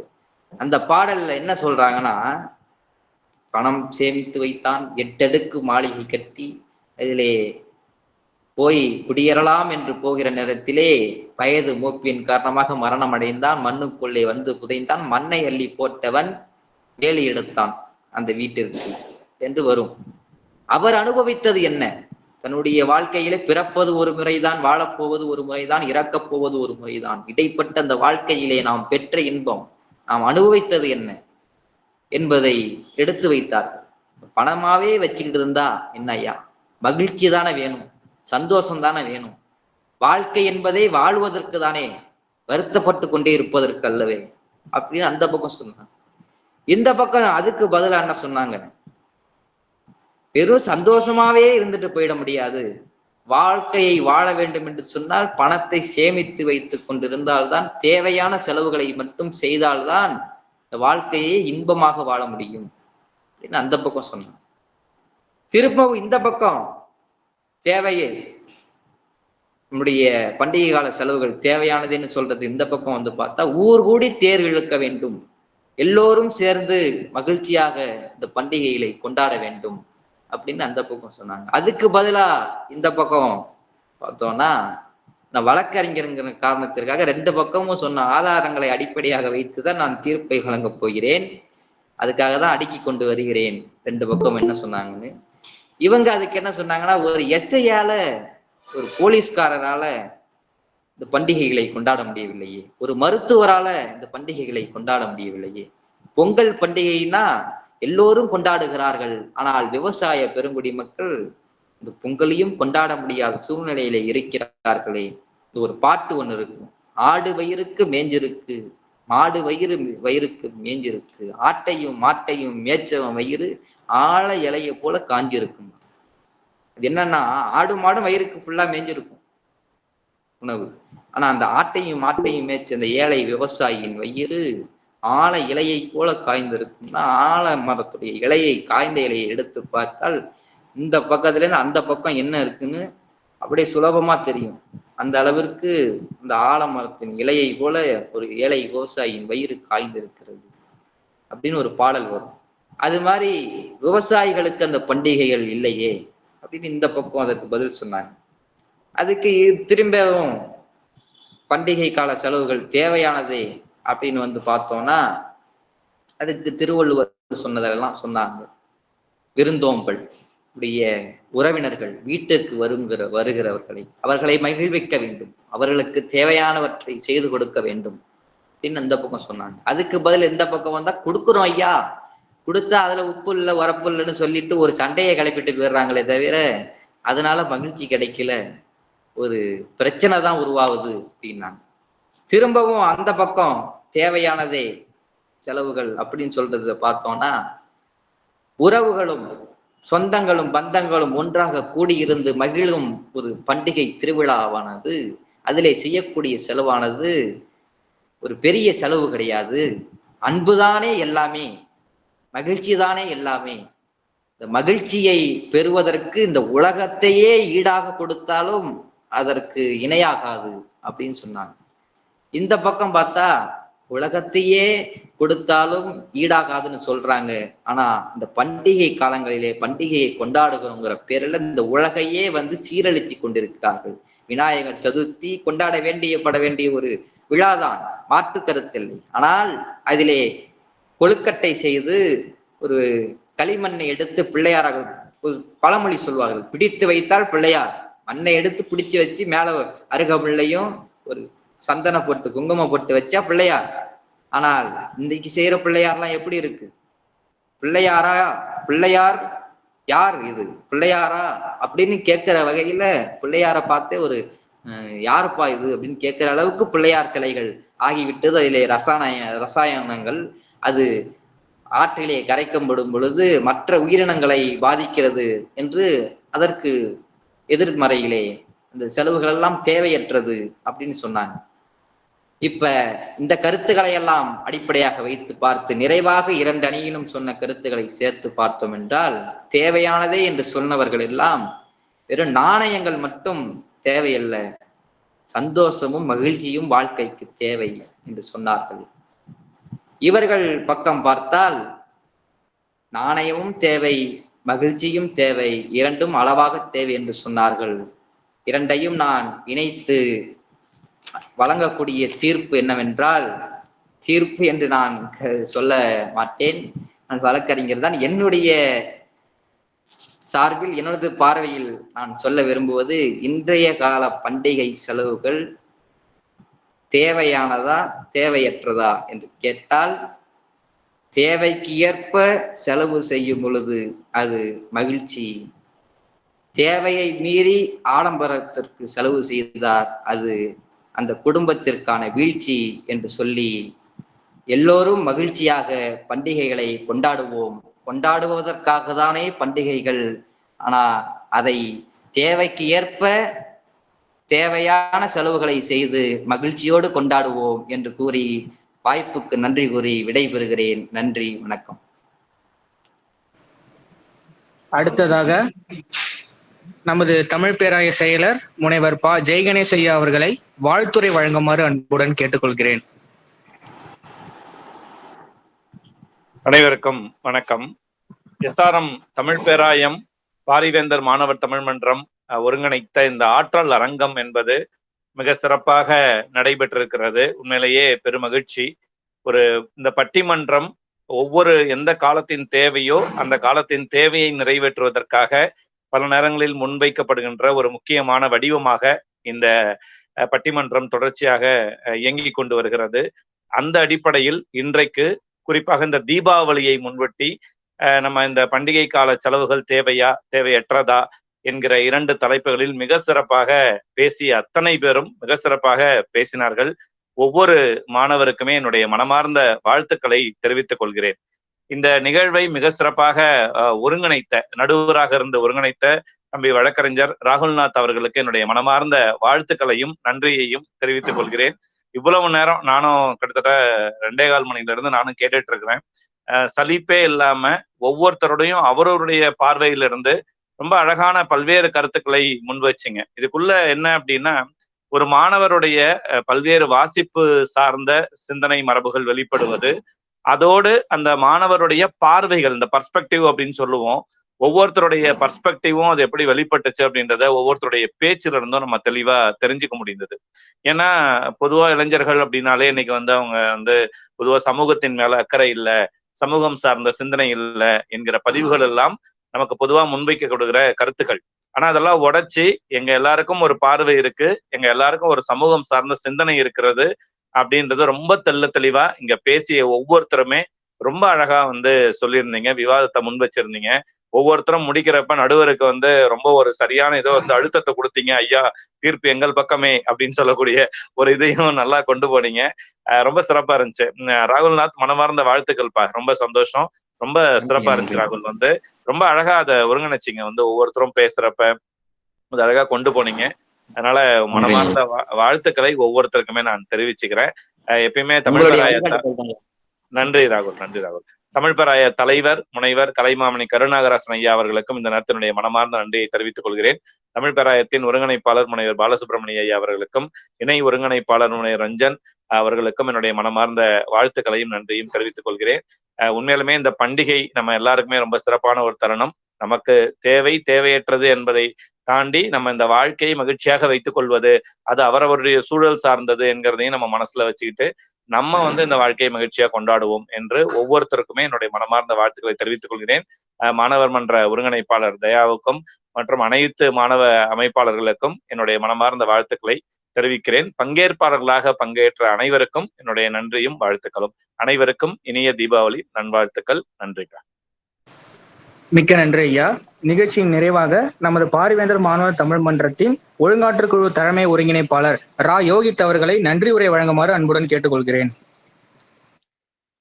அனைவருக்கும் வணக்கம். நம் தமிழ் பேராயம் மற்றும் பாரிவேந்தர் மாவட்ட தமிழ் மன்றம் இணைந்து நடத்தும் இணையவழி பட்டிமன்றம் இனிதே நிறைவடைய உள்ளது. ஆற்றல் அரங்கம் 44 சிறப்பு பட்டிமன்றம். இதன் தலைப்பு இன்றைய கால பண்டிகை செலவுகள் தேவையானதா தேவையற்றதா. இதன் நடுவராக பங்கேற்று திரு கோ ரகுநாத் அவர்களுக்கு என்னோட நெஞ்சார்ந்த நன்றிகளை தெரிவித்துக் கொள்கிறேன். மற்றும் தமிழ் பேராய தலைவர் முனிவர் கருநாகராசன் ஐயா அவர்களுக்கும் நேரத்தில் நன்றி கடமைப்பட்டிருக்கிறேன். வாழ்த்துரை வழங்கிய முனிவர் ப. ஜெய்கணேஷ் ஐயா அவர்களுக்கும் நன்றி தெரிவித்து, மற்றும் ஆசிரியர் ஒருங்கிணைப்பாளர் பாலசுப்ரமணியம் ஐயா, இணை ஒருங்கிணைப்பாளர் ரஞ்சன் ஐயா அவர்களுக்கும் மற்றும் ஜெகத் ரச்சன் ஐயா அவர்களுக்கும் இந்நேரத்தில் நன்றி கடமைப்பட்டுள்ளேன். வரவேற்புரை ஆற்றிய எனது சகோதரர் நண்பர் தெரிவித்துக் கொள்கிறேன். மற்றும் அனைத்து ஒருங்கிணைப்பாளர்கள் மற்றும் பேச்சாளர்கள் மற்றும் என் நண்பர்கள் அனைவர்களுக்கும் இந்நேரத்தில் தீபாவளி திருநாளை நல்வாழ்த்துக்கள் தெரிவித்துக் கொண்டு நன்றி பெற்று விடைபெறுகிறேன். நன்றி, வணக்கம். நன்றி உரையின் தொடர்ச்சியாக எனக்கு முதல் முறையாக நடுவராக பணியாற்றுகிற வாய்ப்பு வழங்கிய நம்முடைய தமிழ் மாணவர் மன்றம், நம்முடைய தமிழ் பேராயத்திற்கும் என்னுடைய நன்றியையும், அதே போல நம்முடைய தமிழ் பேராய தலைவர் ஐயா கருணாகரராசன் ஐயா அவர்களுக்கும் என்னுடைய நன்றியையும், ஐயா பாலா ஐயா உள்ளிட்ட நம்முடைய ஜெகத்ரட்சன் ஐயா உள்ளிட்ட அனைவருக்கும், அனைத்து பாரிவேந்தர் மாணவர் தமிழ் மன்றத்தின் பொறுப்பாளர்கள், மாணவர்கள் எல்லோருக்கும் என்னுடைய நன்றியையும் மகிழ்ச்சியையும் தெரிவித்துக் கொண்டு மீண்டும் ஒரு தீபாவளி திருநாள் நல்வாழ்த்துக்களை தெரிவித்துக் கொள்கிறேன். நன்றி. நல்லா இருந்தது. உங்களோட முதல் இது மாதிரி தெரியல, ரொம்ப அருமையா பண்ணீங்க. நன்றிங்க. நன்றி. சிறப்பான ஒரு பட்டிமன்றமா இருந்தது. நம்ம பேசிய மாணவர்கள் ரொம்ப சிறப்பா பேசினாங்க. எல்லா மாணவர்களுக்கும் அனைவருக்கும் வாழ்த்துக்கள். மிக குறுகிய காலத்துல நம்ம தொடங்கிய நேற்று இரவு தான் தயா கிட்ட சொன்னோம். தயா உடனே எல்லா வேலையும் முடிச்சாப்ல. தயாநிதி உள்ளிட்ட மாணவர்கள், இணை மாணவர்கள் அனைவருக்கும், பேச்சாளர்களுக்கும் நெஞ்சார்ந்த நன்றி. வாழ்த்துறை வழங்கிய ஜி சார் அவர்களுக்கும், நிகழ்ச்சியின் தொடக்கத்திலிருந்து எனக்கு ரஞ்சனை அவர்களுக்கும் நெஞ்சார்ந்த நன்றி தெரிவித்துக் கொள்கிறோம். எல்லாருக்கும் மிக தீபாவளி வாழ்த்துக்கள். நல்லாவே இடையில மாணவர்கள் பேசின விஷயங்களுக்கு சான்றா இடையில பேசினது ரொம்ப நல்லா இருந்துச்சு ரகுநாத். நல்லா இருந்துச்சு. எல்லாருக்குமே, எல்லா பேச்சாளர்களுமே நல்லா சிறப்பா பேசுனீங்க. அனைவருக்கும் வாழ்த்துக்கள். அனைவருக்கும் தீபாவளி வாழ்த்துக்கள். நன்றிங்க ஐயா. நன்றிங்க. உண்மை இந்த தீபாவளியில இவ்வளவு மாணவர்கள் ஒண்ணு சேர்ந்து இந்த இவ்வளவு நேரம் இந்த நிகழ்வுல கலந்துகிட்டதுக்கு உண்மையா ரொம்ப பெருமையா இருக்கு. உங்களை நினைச்சா ரொம்ப மகிழ்ச்சியா இருக்கு. நன்றிங்க. அனைவருக்கும் வாழ்த்துக்கள். நன்றிப்பா. நிறைவு செய்து கொள்ளலாம் தயா. வாழ்த்துக்கள் அனைவருக்கும். நன்றி. நன்றி ஐயா. நிகழ்ச்சியில் பங்கேற்ற அனைவருக்கும் நன்றி.